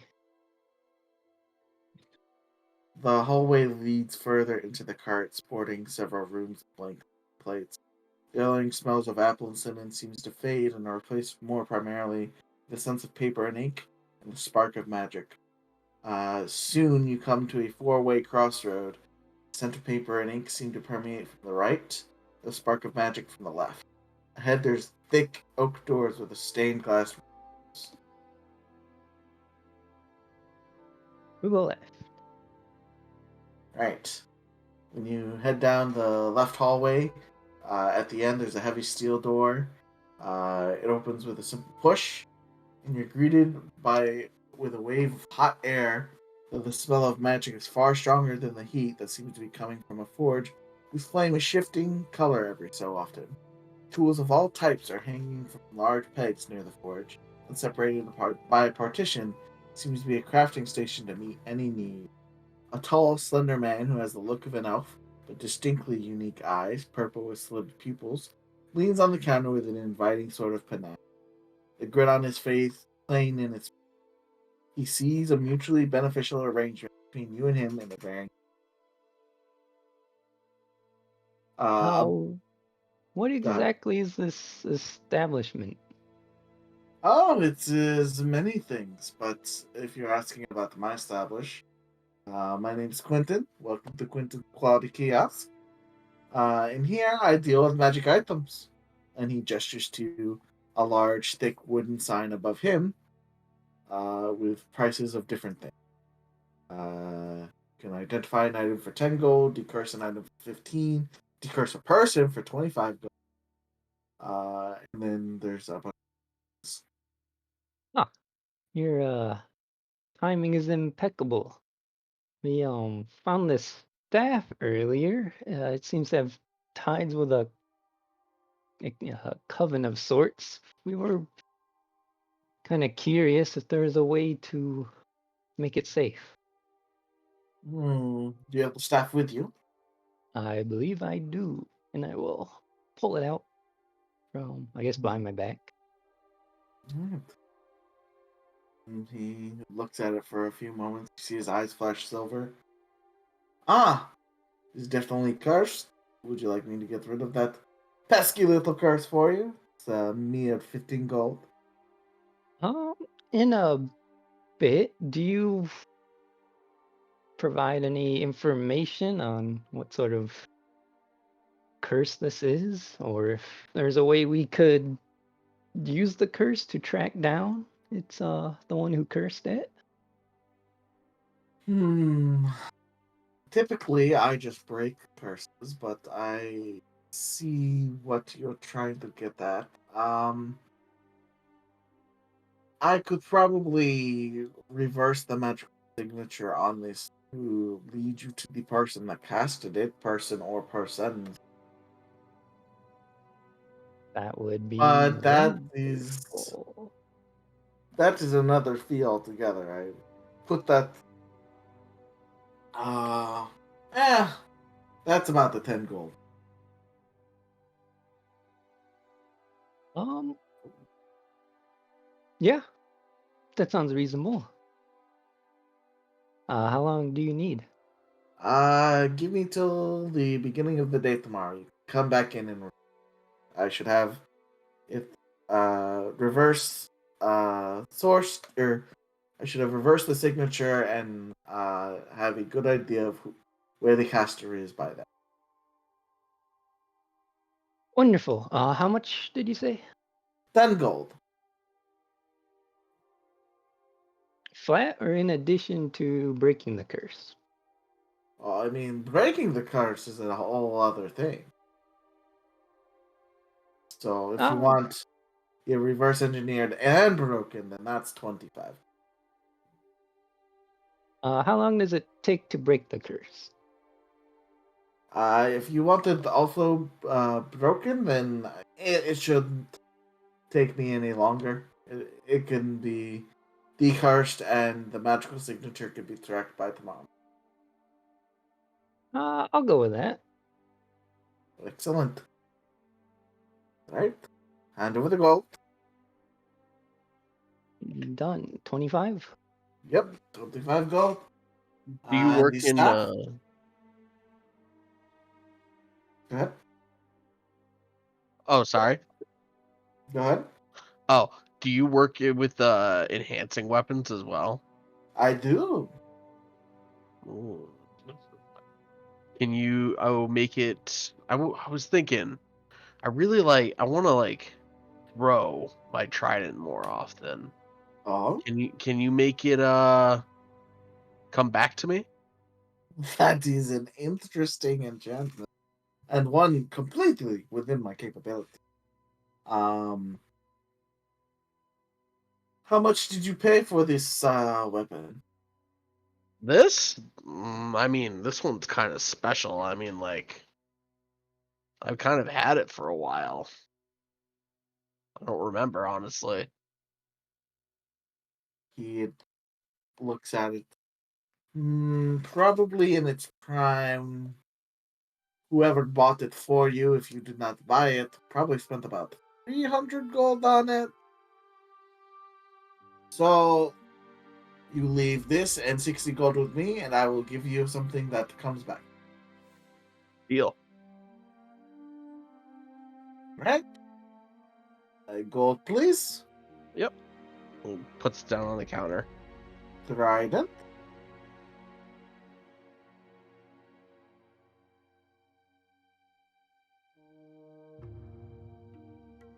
He has his hand out for the trident. Oh yeah, that as well. Sorry. He kind of Datus will kind of take it off his back and give it a little spin and place it in his hand. And he just be careful with that. It Of is course. very. I mean that it is really special to me. Of course. It will be uh, in the best hands. Do not worry. Mm. All right. So the staff and the trident. Is there anything else you guys would like me to do tonight, or? I think I'll be fine. Okay. All right. Yep. Alright. How long is this place remaining in town? Oh, our master. He's pretty fickle, but you guys are the first real paying customers that we've had since a while. So, how long are you guys going to be in town? For a little while at least. Then I Yeah. guess we will be in town for a little while. Excellent. Well, it's getting late and we have other companions to check in on. I will see you tomorrow morning. Of course, bright and early. Unless you don't It's been a rise pleasure. up bright and early. Well, in the moment I feel like I'll be waking up early, but never know until morning of. Of course. All right. Well, I will get to work on these both. To please see yourselves out. And you see he sort of takes off his sort of like purple robe and puts on like this thick leather apron. Starts at first just hammering away at the trident. You see a bunch of magical sparks start to fly. He's in full work mode.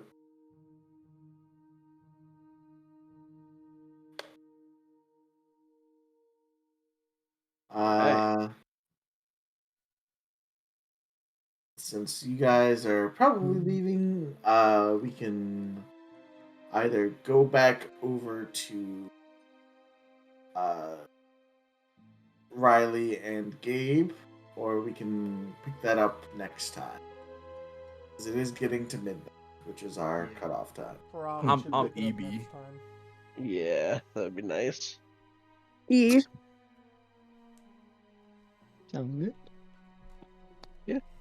So, mechanically, in Merchant Row, I have placed a new document that you can peruse at your leisure. I will do it when I have power. But, yeah, these, this is essentially, if you ever played in Gabe's games, the same as, Fantasy BJs now. Gotcha. Sorry, I think you mean BJ's Wholesale Guild, Michael. BJ's Wholesale Guild. Fantasy BJs, where all your blowjobs come true. Got a deal for Oh you. no. But yeah, No, that you is... can't joke those about are that, the I'm- NPCs I play. They'll suck your guys' Yeah. sticks. Man, you guys can see what I'm drawing right now. Wow, this place is awesome.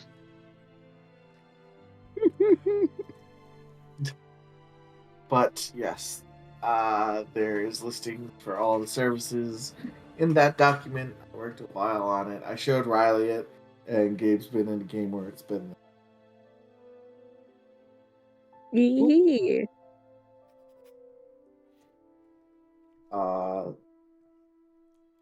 And just because you found out organically, Ron, they may or may not all be dragons.